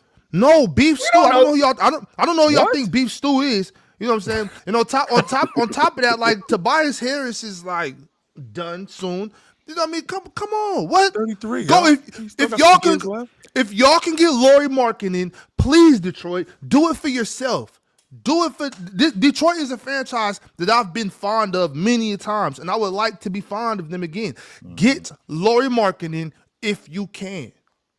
This is nuts. But who are you trading? Yes, that's number You one. just said Yeah, Jalen I- Ivey, Tobias Harris or something. Anybody but Cade and Jalen Durant. Anybody else can go. That includes Beef Stew. Asar? I would like to keep it soft. I would like to keep it soft. Absolutely. Yeah, I would like to keep it soft. But I mean, look. Hey, Yeah, Mars, hang on, Mars. if we can get Laurie, if you can get Laurie for Jaden Ivey and Beef Stew, you do it. Knowing Danny Ainge, you got to throw a sword. Oh, He ain't even wait. talking to you if a sword is not. Well, then at that point it's kind of like, all right, now we're not just gonna gut everybody. We don't do like what the New York Knicks did and ruin Amari Stoudemire's career. You know what I'm saying? But like, but you can make something happen as long as I don't got to give up Cade, Asor, Jalen Durant. You can make it happen. And I think the Detroit Pistons should absolutely do that. Even more than that, last season when I thought they had action at Devin Booker, go get D Book. But obviously that didn't happen. You know what I'm saying? See, I'm more with you there. Yeah, D-Book would Right. be nice. On the I don't know Pistons. why y'all not. Y'all should be Him and as high Cade? on Laurie as I am on Laurie. Y'all, It's they not- will I win. don't No, think Laurie good. I'm like Larry Yeah, Martin, the people- biggest fan. Yeah, They people can win. hate it. They It's can just win the money. championship if they go get Laurie Marketing. I don't guarantee. think that though. Neither. I don't know about that. OKC is a different monster, but like the OKC East, got yeah, other maybe. problems, and they're in the West. They got to get through that. Before, you know what I'm saying? Yeah, but I'm fairly confident whoever comes out the West, if they're healthy, they're probably gonna win the chip. Yeah. Well, you know what, Mars? I'm gonna And take that's it a gonna be step the further. Lakers, so I'm gonna Lakers take it a step further. I don't think Detroit's coming out the East this year. With Laurie Marketing, they are. With Laurie Marketing in there, especially in this wide open East right now, they're You got them over the bank in the East. With Larry, you got them over the Knicks. Yes, I got them over the Knicks. I for sure got them over Cleveland. I got them over Orlando. I think if they had Laurie Marketing instead of a couple of guys over there besides the three that we already agreed upon, I think they I'd easily win the East. Easily. Damn. I'll be interested to see it. Yeah, y'all. Let's cut. So the Laurie shit was with the over there. hand- Who the Oh, starting this- five though? Who did Well, who are they trading for? Just let me know who's the pieces that so Jaden so Ivey Jaden and- Ivey, Tobias Harris, and some picks. Is that enough Was money? that the Well, best- not even was that- Contractually, let's just because Larry. So it'd be Cade, So let me- Duncan let me Robinson, Asur, Lowry, and then Jalen Durant. Well, can You you make give it up- happen? Can you make give it up happen? Tobias, Ivy, and like I would try to keep Beef Stew if I could. Right. That's what I'm saying. Can you make it happen and keep Beef Stew? If you Tobias, think, Ivy, if you and think Duncan any of this Robinson, conversation is happening For like without Lowry Ainge, and like a filler if player. any of you dudes up here think this conversation is happening without a Sore Thompson being in this trade, you guys are on crack. I'm telling y'all Yes. right now. Well, no, thank you. Utah don't believe in defense. Okay. So, no. I'm telling y'all So, right actually, now. we'll give you our Chill, worst defenders. Jaden Ivey is good. Chill. Yeah, we'll give you Jaden Ivey Jaden is a Ivey. good player. We'll give you Yes, Jaden he Ivey, is. Duncan Robinson, and Tobias Harris. So that's about Do that yesterday. 26 Do that picks, last about week. 17. And then you just Lowry and like I don't know, Svi Mikhailuk or something who like makes a little bit of money. They would get a lot better, Ox. And then obviously Detroit's gonna have They to probably will, have picks. But If you keep Stu, then I mean I'm doing that. But also and then you're a championship contender. but you got to turn Duncan into like, or do you just start? They still got Karis LeVert. They still got Karis or LeVert. the Jenkins guy. Denny Do you Ainge start does not Jenkins? No, you start I Duncan doubt Robinson it. probably. No, I'm trying to trade Duncan Robinson. If you can, try to trade him. Put Duncan in there. He's been great I this mean, year, by the way. yeah, They I would- still got Karis LeVert though, y'all. Don't forget. So you still got another wing player. You still got a guy that can dribble the ball and do all that good stuff that y'all like to. Yeah, still got. I'm all that. listening to you dudes. Detroit got a Ferrari in the corner, and you think that Danny Ainge is going to walk into your garage and see that Ferrari over there and go, "No, I don't want that," and just going to let you not hand that over? Are y'all Yeah, crazy? Danny Ainge is going to enjoy this Honda Civic. He is not. He going Matter to of enjoy fact- this Honda Civic. Hell no. You got this Yeah. red They not Ferrari the over here. solid BMW. You feel Yes, me? he is. Hey, I think he. Hey, I you know, think no, he you're might not be a getting no Ferrari Ferrari over there. We No. giving you a good high class BMW. That's No, what no, Nick no, no. Harris. Wait, That's what Nick Harris ain't thought no as well. Look M3. at He ain't no M3. What the hell? shout out to Daddy Pigs for becoming a YouTube member. I've been trying to bet us to argue with him in the chat all this whole time. I Yeah. don't know why. Like, relax, Danny bro. Ainge is seeing Enjoy that the 750 show. high with all the luxury, the bucket seats and the leather and all of that. He's loving that. That's 100%. But he see that Ferrari in the corner, like, what's up with that Ferrari over there? What's going on with that? Hell no. Hey, Stop keep your your price eyes off range, that. big That bro. ain't none of your business. That ain't Yeah, none of your I'd be business. willing to give up. I'd be willing to give up Ron Hollins in the trade. I'd be willing to give up Ron Hollins Definitely. if you need like Shut- if you need like a high upside player. I'd be A willing to give up sweetener, Ron a Hollins. sweetener in the deal, Mark. Yeah, I'm you- coming there off. you I'm go, coming Ron off. Holland. I'm coming Hey off. man, that shit sound like a warranty. That's what that sound like. Get the hell out of here. I don't want that shit. Get that gap No. insurance. Get that. Fuck outta here. Bro, who are the two guard starters? I would do Tobias, Duncan, 24 Ron month Hollins, warranty and on the pick car, Larry too. Markkinen. I would do that. Tobias, So who are the Duncan, two and Ron guard Hollins. starters? Then okay, then so if Tobias, Jaden Duncan, Ron Ivey's Hollins, not and in it, pick. if Jaden Ivey's not in that trade, if you can keep Jaden Ivey and Beef Stew and the They're Story not letting Thompson, you keep Jaden Ivey. come on, Who y'all bro. think Danny Ainge is? Am I bugging out? Danny Ainge ain't falling for that, man. They tanking for AJ. They don't need Jaden Ivey. They're gonna have Darren Peterson. Like, what do you mean? What do we need Jaden Ivey for? Or the Jazz Right. will end up with the We We number gonna get 8 Darren pick in the Peterson to go 26 alongside Ron Hollins, and then we're gonna have my 26 veteran NBA leader in draft. Tobias Harris. But chill, We they just can get- have how that. many They picks do Detroit have? Detroit have picks. Like, we'll be all right. they can have those picks. Who gives a damn about a pick when you're winning the That's what I'm championship? saying. Yeah. So give up how many other picks you need to make it work. I'll give up 3 first-round picks for Larry Markkinen if this is the price. You know what? Let's That's take it a cheap. step further, Ox. No, Ox, let's take it a step further. Let's say they do the trade that you want them to do. They keep Ivy, they keep Stu, they get Lauren, they get to the finals. You saying that Detroit team can beat the Thunder in a 7-game series? Or I'm not Denver. saying they will. I'm not saying they will beat the Thunder, but Denver. they absolutely can beat the Thunder. I mean, we just saw the Pacers go blow for blow with the Thunder. I don't look at this OKC team as some god, team. Like I don't look at them like the same way y'all do. I think they're a very good basketball team. I think they should be favorites to win it again this year. I think that's very fair. But they're not some unbeatable god team to me. Like it's just Shea and a bunch of niggas that play good defense. You know what I'm saying? Like my bad. My bad. You nasty for that one. Ladies and gentlemen, My we bad. I'm sorry, sorry. Alan. We're I'm sorry. I sorry. I'm apologize. sorry. We I'm are tripping now. serious No, hold on. We My are bad. serious My right bad. here. I'm tripping. My We are bad. My bad. serious right here. They're much. That's a They're much. bad way to describe the team. I mean, it's not the I most mean, if if you want to, inaccurate like, if you want It to really be what it is what it is, disingenuous, but but we- like, Yeah, but it's they're much more than that. But you know what I'm saying? Like they're a really good basketball team. But I don't think that this is an unbeatable team. I disagree with you. I think the Lakers can't beat them. I think Denver can beat them. And other than that, maybe a couple East teams if they get play really good. You know what I'm saying? But I think they should be favorites to win the championship again. I do want to say that. But I do think that if you put that team like you just asked me, I think that team will be the new favorites. Yes, I do. Detroit I think also own like OKC so many picks. Like, yeah, I think this is viable. Yeah, they could do. I think OKC is the 96 Bulls right now. I think that's this kind of season. Yeah, no, sir. Nah, No, sir. they're better than the They're better. 96 Bulls. All Their right. best alert. players Woo, better than the Bulls' best player. Troll alert. It's the same reason why the Lakers are better than OKC. The OKC's best player is better than the Bulls' best player. OKC's second best player is better than the What Bulls' you mean second their best player? Whoa, And whoa. OKC's Oh, third you best mean player is their better than the best Bulls' player? third best player. Wait. So you're same saying thing. SGA is better than 96 Michael Jordan? I'm saying OKC's best player is better than Uh-huh. the 96 Bulls' best player. And Okay, OKC's so- second best player so- is better than the Bulls' You're second best saying player. And OKC's SGA third best player is is better than the better than Bulls' Michael third best Jordan. player. I'm not Wait, that they The dumb. best. Sound No. Let's Sound just like keep moving because 25, we all 26 know SGA is better than 96 Michael Jordan. That's what that sounds like. to he me. not better than Scottie Pippen. So let's just move on. Let's keep going. Let's keep going with the super chats. Let's keep Ladies going and with the super gentlemen, chats. we are a very professional show. Yeah, I'm sorry, dead ass sorry. and I'm dead I thought we ass was gonna be serious. out here on And time and y'all know I'm serious. So But we let's getting out keep of here on moving. time with Ox, though. Yes, we are. Yeah, we got Trying to. 13 minutes. Yeah, we got 13 minutes. Common W from the PC champ Mars. Shout out to Daddy Pigs. We talking PCO about on the Friday, man. PCO on Friday. Tupac West Side 474 Morning Chill. I think it's a combination of factors, but the sneakers could be a big part of it. Yeah, that was an interesting conversation we had, y'all. Yeah. Daddy Pigs with another super chat. Shoe science is the segment I needed.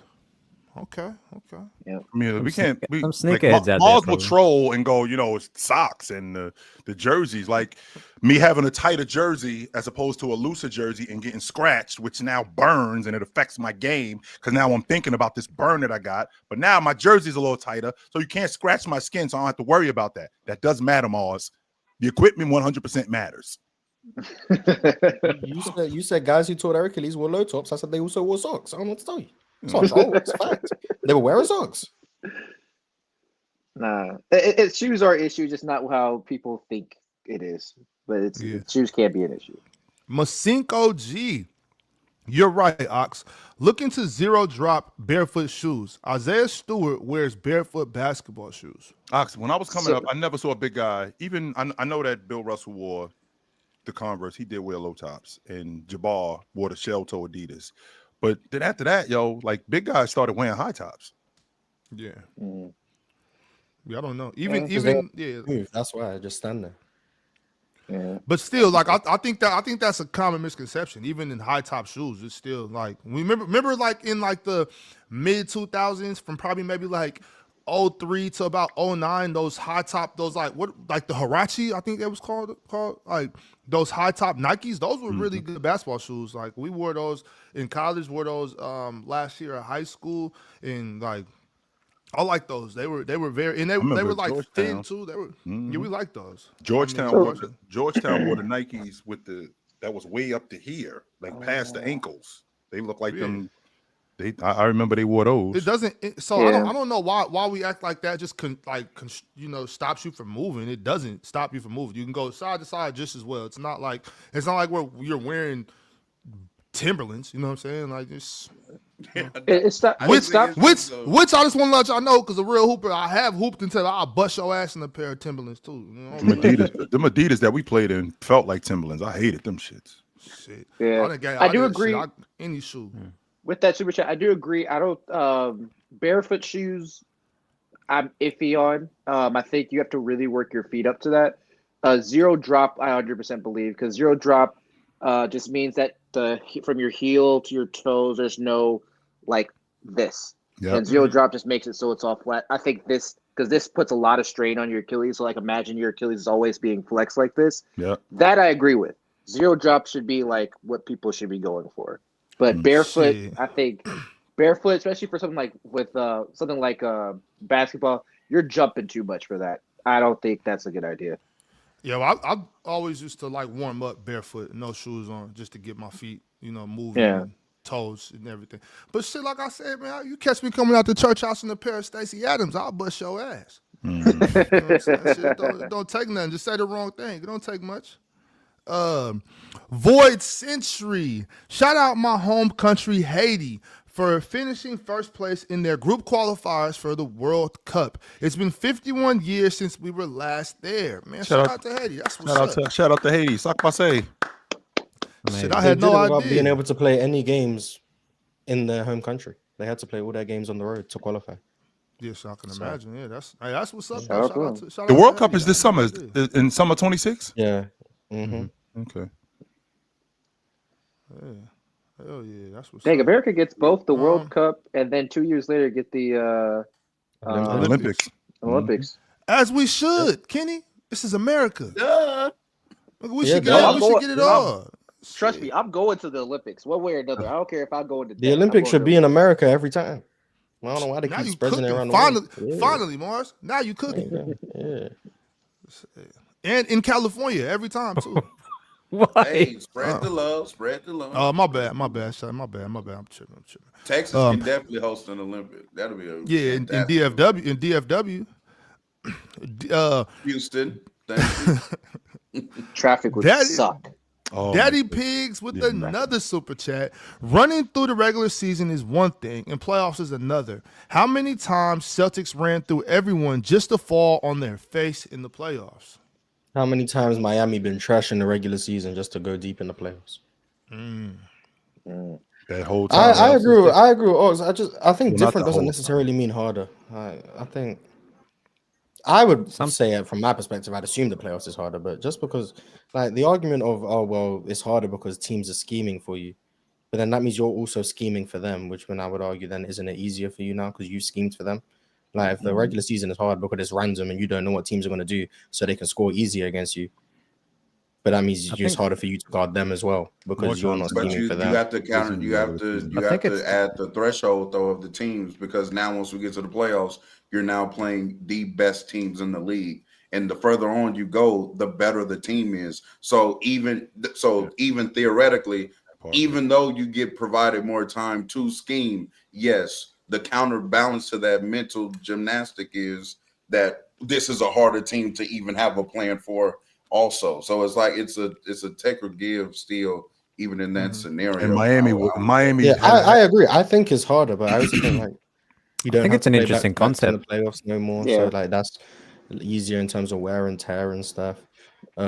Like especially if you're a role player as well, like maybe from like a coaching and superstar perspective, it might be harder. But like if you're a role player, I mean, I don't know really care what you do. Miami had that one season where they weren't good in the regular season. Them years that they was in the Eastern Conference Finals and the NBA Finals, they was the top 5 seed. They were rolling. Top 5 seed don't mean you're good, but I mean, I guess low bar. All right, y'all. Let's blow through the rest of these. Gavin G. Orlando started playing well before Paolo went out. It's just a continuation. It doesn't help the agenda. Not at all. The agenda is very important to mention, ladies and gentlemen. Just so Winning against Charlotte doesn't count. The agenda is very important to mention. Yes, it is. Pimp named Slickback. I know nobody cares about my Nets, but shout out to the Russian sniper Yegor Bombdinim. Shout out to Claxton, who's back. Shout out to MPJ, who's having a career year. How good MPJ would have been without injury. Well, he would. Yeah, this does look more like 2023 Claxton, to be fair, which is nice. So shout out to Claxton. And yeah, MPJ without the injuries. Oof. I would have liked to see that. He would have been a little bit better version of a player that he is right now. He would have been much better. He would have been able to put the ball on the floor if he didn't have the injuries. He was like an all-time prospect. He was like an all-time. He was like Jabari Parker before the back. Yeah, I think that's a big difference. Being able to actually create for yourself. Yeah. Born Sinner. Well, he's never gonna be T-Man. Right. Yeah, that's crazy. We are losing the recipes. What was that a reference to? What you call it? Aisha Curry. Aisha. Oh, okay. You might want to lose them recipes, Steph. I'm just saying, brother. I'm just saying. Ray Lass. How far behind Jokic is to Steph all time? Oh, how far is Jokic behind Steph all time? And with Steph decline, how long could it take for him to be top 10 or in the conversation? Is this about Jokic being in top 10 or in the conversation? Or Steph? I'd assume Jokic. I'd assume. How far Jokic? I don't know. He's in a lot of people's top 10s already. Well, if Steph Curry is a fringe top 10 guy, I would say for most people, then and Jokic is what, top 25? Would he be top 20? He should be. What does another ring and another Finals MVP do for him? I wonder, and another MVP. We start to have some weird conversation. Yes, we 4 are. MVPs is a lot of MVPs. There's only 4 players or 5 players that have 4. Russell, Will, Braun, MJ, Kareem, right? Mm-hmm. Those are the guys that have 4 or more. That's right. That's it. You put Joker in that with another league MVP and another championship and another Finals MVP. Yeah, we having a way different conversation about him. Yes, we are. But does he have to win those to be better than Steph? Let's say he plays at this level. This conversation. Yeah. Let's say he plays at this level and he doesn't win a championship. That means we can't rank him over Steph. If I get this Joker that I'm getting right now, if I get him for, let's say 3 more years, and then I get a first, second team All Pro Joker for 4 more years after that. Yes, I'm good. Steph has been great for 11 years. Joker has been great for 4. Steph's peak Steph's peak. I'm second. I think this is already like his 5th year. 5. Second Okay. So I mean, Jokic has been great for 5 years. Steph has been great for 11. Steph's peak is still higher than Jokic's peak. I don't even understand. He does have to win more. Some people would disagree with you on that. Well, so, some people, not everyone disagree agrees with with that point about the Steph peak thing. He got to I win think a little more Jokic. too. I think Jokic's peak is higher. It gets weird with Jokic though. If he wins his 4th MVP, he'd sort of be the first guy to win 4, but not unanimously be a top 10 player. So I think it becomes a weird conversation. You got to win real more talk. too. Yeah, but real talk. I don't. Because I'm he's not after in the all camp. the other guys who also won 4. It's just a timing. Yeah, thing. just I'm not- not. I'm he not just not necessarily in in the Steph's camp that level he has yet. to win again. Like I don't think that's a prerequisite to be considered the top 10. But it will hold weight ultimately in the discussions. Oh yeah. Well, if I'm well aware OKC of rattle that, off if he like does 4 do it, championships and Jokic is still there with Yeah. 1 ring, there will be people saying Shea's over Jokic all time. So yes. he's got to worry about what's coming up behind him more so than he is. Well, I don't know if he's worried per se, but like, And Damien, that's You what I'm care worried about about. Because the SGA, thing- to me, SGA finna rattle them off, and then it's gonna get. what's that to nasty. worry about? Shea like Gonna that. get- What's that to worry about? Shea. This is, gonna- but gonna that's the get thing weird. though. There's You guys there's don't a realize hierarchy. Shea is just better than you think. Like, Yeah, that's what it is. No, I I think believe he's so. all-time I great. believe so, Mars. But there's a hierarchy. He's better to than you think? There's a hierarchy to greatness. There's a hierarchy to greatness, and dudes like Steph are up here trying to catch up with, the Brons and MJs and Kareems of this world, and then you got right behind him, you got Jokic's and Giannis's trying to catch up with Steph and KD, and under that you got Shea, who's right there about to catch up with Jokic and Giannis to catch up with, KD and Steph, who are still trying to catch up with these dudes. There's a hierarchy to greatness. As- That Also, hierarchy 11 thing years has more matters to too, do by the with- way. 11 That's years what I'm matters too, saying. man. He's been great for a long time. SGA is in the room, but at that table, he ain't sitting down. He's standing. He's not in the room yet, chill. He's in Right. line. The bouncer checking his ID right now. This is where he at. He can't sit at this table. And on his idea, say he better than 96 MJ. So I mean, shit, Right, yeah, right. So it might say that, Mars. The bouncer's checking his ID, and he's reading his ID like, "Oh no, you're supposed to be here. Your name right here on the list. All right, come on, little bro. You can come in." But he ain't in here yet. You can't get behind that velvet rope though. Yeah, you got. Yeah, like you, yeah, bro. Not yet. You're qualified. You're qualified. You got all the proper documentation. Your ID. I'm checking your ID. It checks the thing. You haven't been 86. Yeah, you good, bro. You can come in, but you gotta wait for a second though. Like, chill, bro. Chill. as you were saying. There's a on top of hierarchy that, to greatness. Mike the Champ, Julius Randle greater than DeMontis Sabonis. Shout out to you, Mike, agree. for sure. Finally, somebody showing Julius Randle some love around here. Stacks timing different became a YouTube member. Shout out to the Bronx. The boogie down, yes sir. Damo, Orlando starting 5, while Paulo has the second best net rating in the league. P5 in France have figured it out. Side note, Trey for Jabari Smith. Who says no? The Rockets. The Rockets, I'd assume, also 5-man lineup data is ridiculous to be using at this point. It's probably got like 80 minutes. Like, what are we gonna do with an 80-minute sample? Just, Nothing. But yeah, wait, why would the Rockets say no? 5-man. Because we're losing. Because Jabari's better. Yes, for what they're doing in Houston, we're losing a bigger. We're more We're talking about versatile- Trey Young, right? Once again, we're losing a bigger, more versatile defender who can knock down open shots, is efficient, can defend. His defensive versatility is damn good. Trey Young, on the other hand, he gets on his crew, and we got to do way more to protect him. Way more. Yeah, It completely ruins their identity. Am I getting punked? Where's Ashton Kutcher at? No, I'm Yeah. good. Now the Rockets haven't figured out how to play defense with a small person on the court yet. So Yeah, they just go to zone and pray. yeah, we just played zone, and it's been very bad this year. And we already got a So, I small don't dude. know. We're gonna get another small dude too. Yeah, Yeah, Reed I know. Shepard. Well, who, is Reed? Better than Reed Trey is- on defense. Reed- Shepard Reed sucks could get- at defense. Reed could get in that trade too.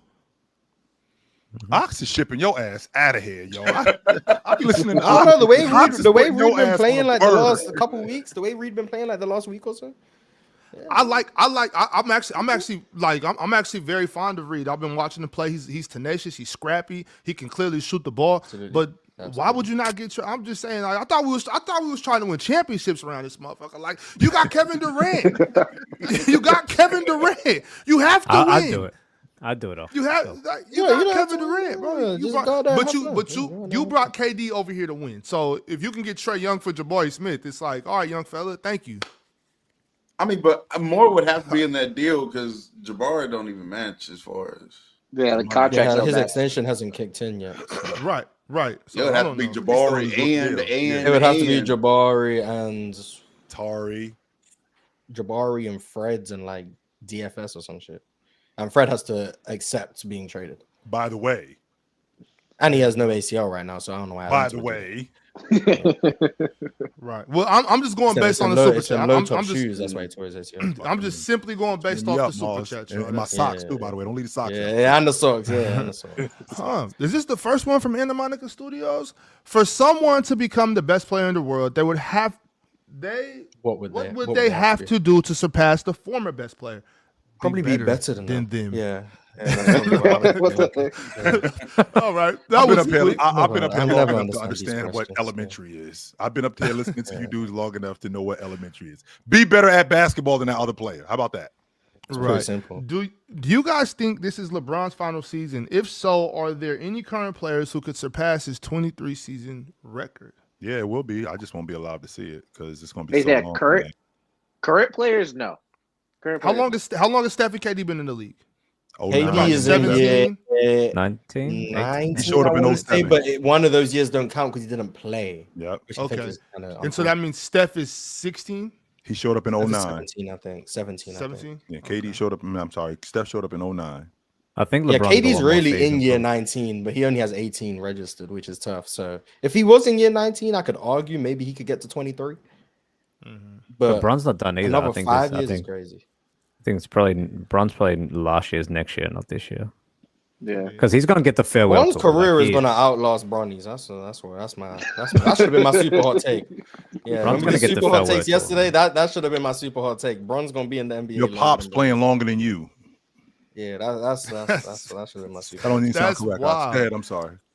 Anna Monica Studios. I was rewatching some 90s games and highlights. I saw the game where Reggie Lewis blocked MJ 4 times, some Drazen Petrovic, shout out to Petro, and Mark Price. David Robinson would be number 1 today. Rewatch his MVP year. I'm on record saying David that. Robinson Robinson- is like that. Yeah. They not I'm ready on- for that I'm on- type of talk, y'all. Yeah, I'm on record saying that. But It was amazing. I don't Mark know if I'm at Price a long really line. underrated I was as well. watching. Who did Houston play just recently? They played a Orlando. few teams recently. Just Orlando, like the when most KD recent hit the game winner. The KD Orlando, hit the game winner. Recent is the Orlando Orlando. game. Yeah, Orlando. And I know this may sound like because of the white guy thing. Does Reed Shepard give me Mark Price vibes? Yes, he does. Yes, he Oh my is. god! Yes, he is. But he is giving me Mark Price vibes, man. I'm telling you, when I watch this Chill, kid. Reed not that nice. Not yet. Not even close. Not yet. But he giving me Reed Mark not, Price. Reed not I'm- like that yet. I'm looking at how comfortable he is with the pill. I'm looking at how confident he is coming off screen, shooting the shot. He kind of give me Mark Price vibes. I like it. I He is do. a knockdown shooter. Yes, I will sir. say For that. sure, yeah. He's a That's where knockdown the shooter. comparison stops. But yeah, Yeah, but Hey, Mark, no, you saw the little move where he hit them with the Yes. Oh, And then put the Lord. pill up like this and like he was going to punch it on him. I'm like, Hey, I got to run, guys. I'll see you tomorrow. good to see you, y'all. all right, Very man. good. Just Appreciate a it. Damien. vibe, Mars. That's all I'm saying. All right, It's just a Damien. vibe. Good to see you, Damien. Absolutely, brother. shout out to the vibes, man. Shout out to That's the vibes. it. Just Yeah, a but vibe. I ain't saying that he Mark Price. I'm saying just a vibe. That's all. I think Mark Price was a top 10 player in the league for a few years. So shit, I don't know. I'm pretty confident that yeah, that's valid. Mark Price was making first team and second team all pros in the mid 90s. Mark Price is like that, man. Yeah, Mark Price. if Ray Shepard Kendrick- played in the '90s, he'd be top 10. I mean, This season. I'm playing. What do I'm playing. y'all got to go too. Y'all got something to do. I'm about to bounce in a minute. I'm playing. We'll get through these ones quick. Kendrick Jenkins 96. This season, Luka's 6.2 ISO possessions per game, 1.15 Points per possession. By possession. points per possession. Shea 6.1 ISOs. yeah, whatever. And then 1.09 points per possession. Neither clears, but it's a reason why Shea FC waited until Luka's worst season for this convo. Well, I think Shea's last year was just the first year where he was at that level. I think 24 Shea wasn't as good as 25 Shea. I think that's also part of it. Just he gets better each year. Damn, I wish I could have got. I He's wish not I as would have good knew as us Damian in was going to leave. isolation. So, Because I was actually curious. I was actually curious about the Ashes. I'm not. So, Damian, are you tapped into the Ashes? Then maybe we'll ask him tomorrow. He'll be back. Jamaica Ross Clot Choice. Big up to all the dads and dudes in the chat. Yeah, man. Shout out to y'all. My old walk on. Thank you. Definitely. Leaf Diggy, the Brim Reaper himself, has been a member for 27 whole months. OKC over 70 wins. 70 wins. Nets under 15 wins. Most improved, MVP, DPOY, 6-man. Who y'all got MIP, MVP, DPOY? So it do. Okay, who you got 6-man, Kenny? 6-man. 6-man. Let's go. Jeremy Grant. Okay, Jeremy Grant. Real talk, who you got DPOY? I guess Chet now. Chet, okay. And Morris, MVP? Shea. Okay. And Chill, most improved. Josh Giddey. Josh Giddey, okay. Just want everyone to know Chet's going to have a DPOY and a championship before Wemby's recorded any accolade. Just want to put that out there. Oh, brother. And Chet's gonna make all NBA this year. Just want to make sure we know that too. So Chet's gonna have an all NBA team, a DPOY, a championship, and an all-star selection. And meanwhile, Wemby's gonna be there with a solitary all-star. So Chill, I think that question I asked a week or so ago might be a little more valid than y'all gave it credit for. Facts. I'm gonna have Chet over Wemby all time. What was the question? I'm just saying, why? Who's to say Wemby's that much better than Chet? Why? Wemby, if he's hearing this, he is seething right now. Okay, everyone tell his cough to work. He is. Yeah. Season all-time ranking. I got Chet above Wemby after the season. When Chet makes All NBA, wins DPOY, wins another championship. Yeah, the guy with 2 chips, a DPOY, an All NBA selection is better than the guy with 1 All-Star. Yeah, respectfully. Doing Even all though the it's season, true, doing, but he's still seething like you mother. So what? He little lock ass in, boy yeah. doing all that huffing and Yeah. puffing. You better go sit your ass down somewhere. Chet over Wemby all time. Matter of fact, go stand in the corner. Like, Calm down. Breathing all hard. That's what we do. Relax. Yeah, I'm not showing up. Hey, Shun. Hey, real talk. Do you think a dude could help with the defense? In theory, I haven't seen much that would indicate that he is going to. But in theory, sure, he's a really good athlete. Okay. I caught that. DSG Piccolo. When Mars mentioned the Raps changing their defense, I was like, exactly what PDX needs to do. Also, shading ability to finish is impeccable. Need a better whistle, though. Bring me Taylor Jenkins. Hey. Why would you go with Taylor Jenkins over Mike Malone? But yeah, Shaden's ability to finish at the rim, I think it's probably the best of any 2 guard in the league. Better than Donovan Mitchell? Yes. Better than Devin Booker? Better than Anthony Edwards? Wow. Yes. Wow. His combination of touch, explosiveness, I think it's probably the best of the rim. Okay. And he's strong too. He's strong when he gets up in the air. Anna Monica Studios. In the 23 offseason, the Celtics traded Smart for Porzingis. But before trading Smart, the trade was Bogdan for Porzingis. But they didn't accept it. If they accepted it, how would the NBA shift? So if they had Smart and Porzingis on the Celtics, if they had both of them. Yeah. Well, if Smart was still on Boston, you guys would tell me he's a better defender than Caruso. So that would be a cool shift. No, I would not. No, I would not say that. Hold on. Real talk, like, wait a second. Hold on. Delsky says, The East is ass. The Pistons should definitely See, go I'm not get listening to Laurie. this, Dell. No, Dell. I'm not. Let Delsky cook. Let him cook. Let He him might, cook. he might be on to something. Chill. He might be on to East something. is ass The nonsense, East is man. ass. The I Pistons understand, should yo. definitely go get Laurie or AD or Kyrie. They can make a run. Also, Ox, wear your best high tops for the whooping coming soon. You know, since about 2000, well, because I do wear a pair of KDs right now, but since about 2016, I only hooped in bronze. But you know, I thought it don't really matter. You know what I'm saying? It don't really matter, Dusky. You're too little. You know what I'm saying? Talking about I'm 6'8", 260. Nigga, that's little. What you? Damn, 6'8", 260 little. That's crazy. little. You got to be at least. I think 6'10". it's a little too. I'm 285. So Yo, you got to be at least 6'10" to be able to get with me. Yo, I'm saying, Kenny, that's a fact. If you're not at least 6'10", like you can't mess with me. So Yeah, I'm But we'll only see. 6 foot, so. Anna Monica Studios. Actually, if Giannis does not get injured, the Milwaukee beats Miami in round 1 in 23. How does the NBA shift? They just go to the next round. I mean, we don't know if they're going to end up beating the Knicks in the second round. We don't know that. So they just go to the next Boston round. go to the finals. Out Yeah. to Boston, going to the finals, and then losing to Denver. Oh man, Why do you think they just go to the finals? I think Boston was the best team in the Eastern Conference. Man, they couldn't stop Giannis, bro. Actually, they were good against. Yeah, because stopping Giannis is how you beat the Bucks. Yeah. Make him inefficient. That's what they did. That man ain't been stopped in years, and yet the Bucks keep losing. That's what they did at 22. Made him inefficient. Yeah, they totally stopped Giannis. Yeah, They made him inefficient. I didn't say stop. just got a few more left, fellas. Let's finish this up. Anna Monica Studios. How many versions of Bulls Jordan do you guys think Shea is better than?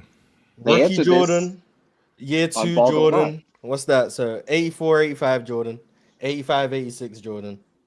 With the broken foot. Fast forward. 95, 96 Jordan, 96, 97 Jordan, 97, 98 Jordan, 01, 02 Jordan, 02, 03 Jordan. Oh yeah, and Just the 94, Bulls. 95. This So is this is the just Bulls, the Mars. Bulls This is Jordan. the Bulls, Okay, Jordan. Just the so Bulls take off Jordan. those 2 Wizards years, so 6 years, and one of them is 94, Okay. 95. So and we'll the other give one is you. 85, I'm gonna give you 86. rookie So year really Jordan. 4 full years. Yeah, 4. So we'll go 94, 95, 95, 96. That's where the love Shea was not stops. better than Okay. 95, 96 Jordan. No, he was not. Okay. Yeah, Well, then he rookie was. year Yeah, Jordan. that's- That's it. That's where the love stops. The rookie year Jordan that would lead the league in scoring. I don't know, man. I don't know if he's Talking better than about, that Jordan. man. What do There y'all was a- think Michael Jordan is, bro? Better than Shea. Black Cat. Woolly Bobcat says there was a lot of balding guys in their mid-20s back in the 80s and 90s. NBA ped use, PED use PED, is linked to Linked hair to loss. hair loss. I got this, y'all. Chill out. You Chill got out. it. You got it. You got it. Is- relax, bro. got Is linked to hair loss. Coincidence? Perhaps that explains the injury resistance and recovery in the past. Just a thought. No, I don't because use current PEDs and my hairline cooks. So and also current stars are using the PEDs as well, and they're still getting injured. They're just better at. They take just enough so they don't get popped.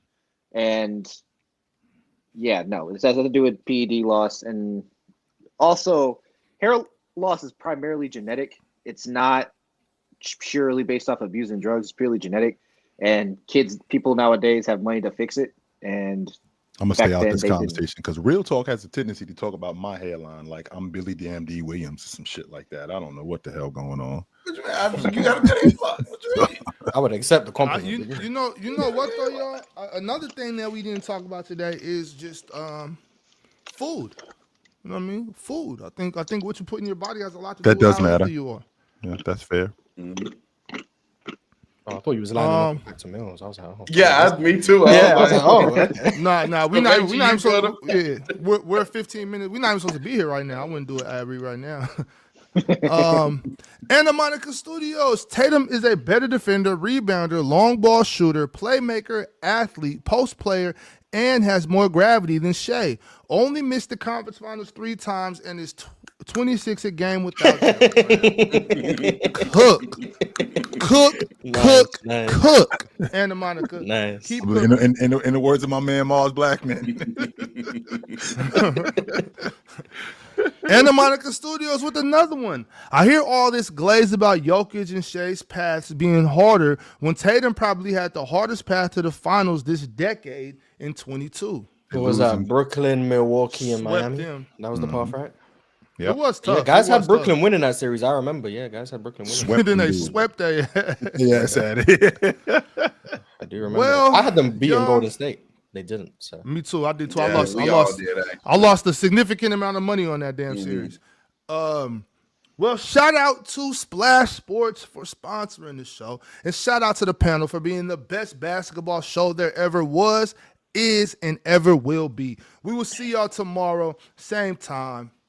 Peace. Later. Merry Christmas.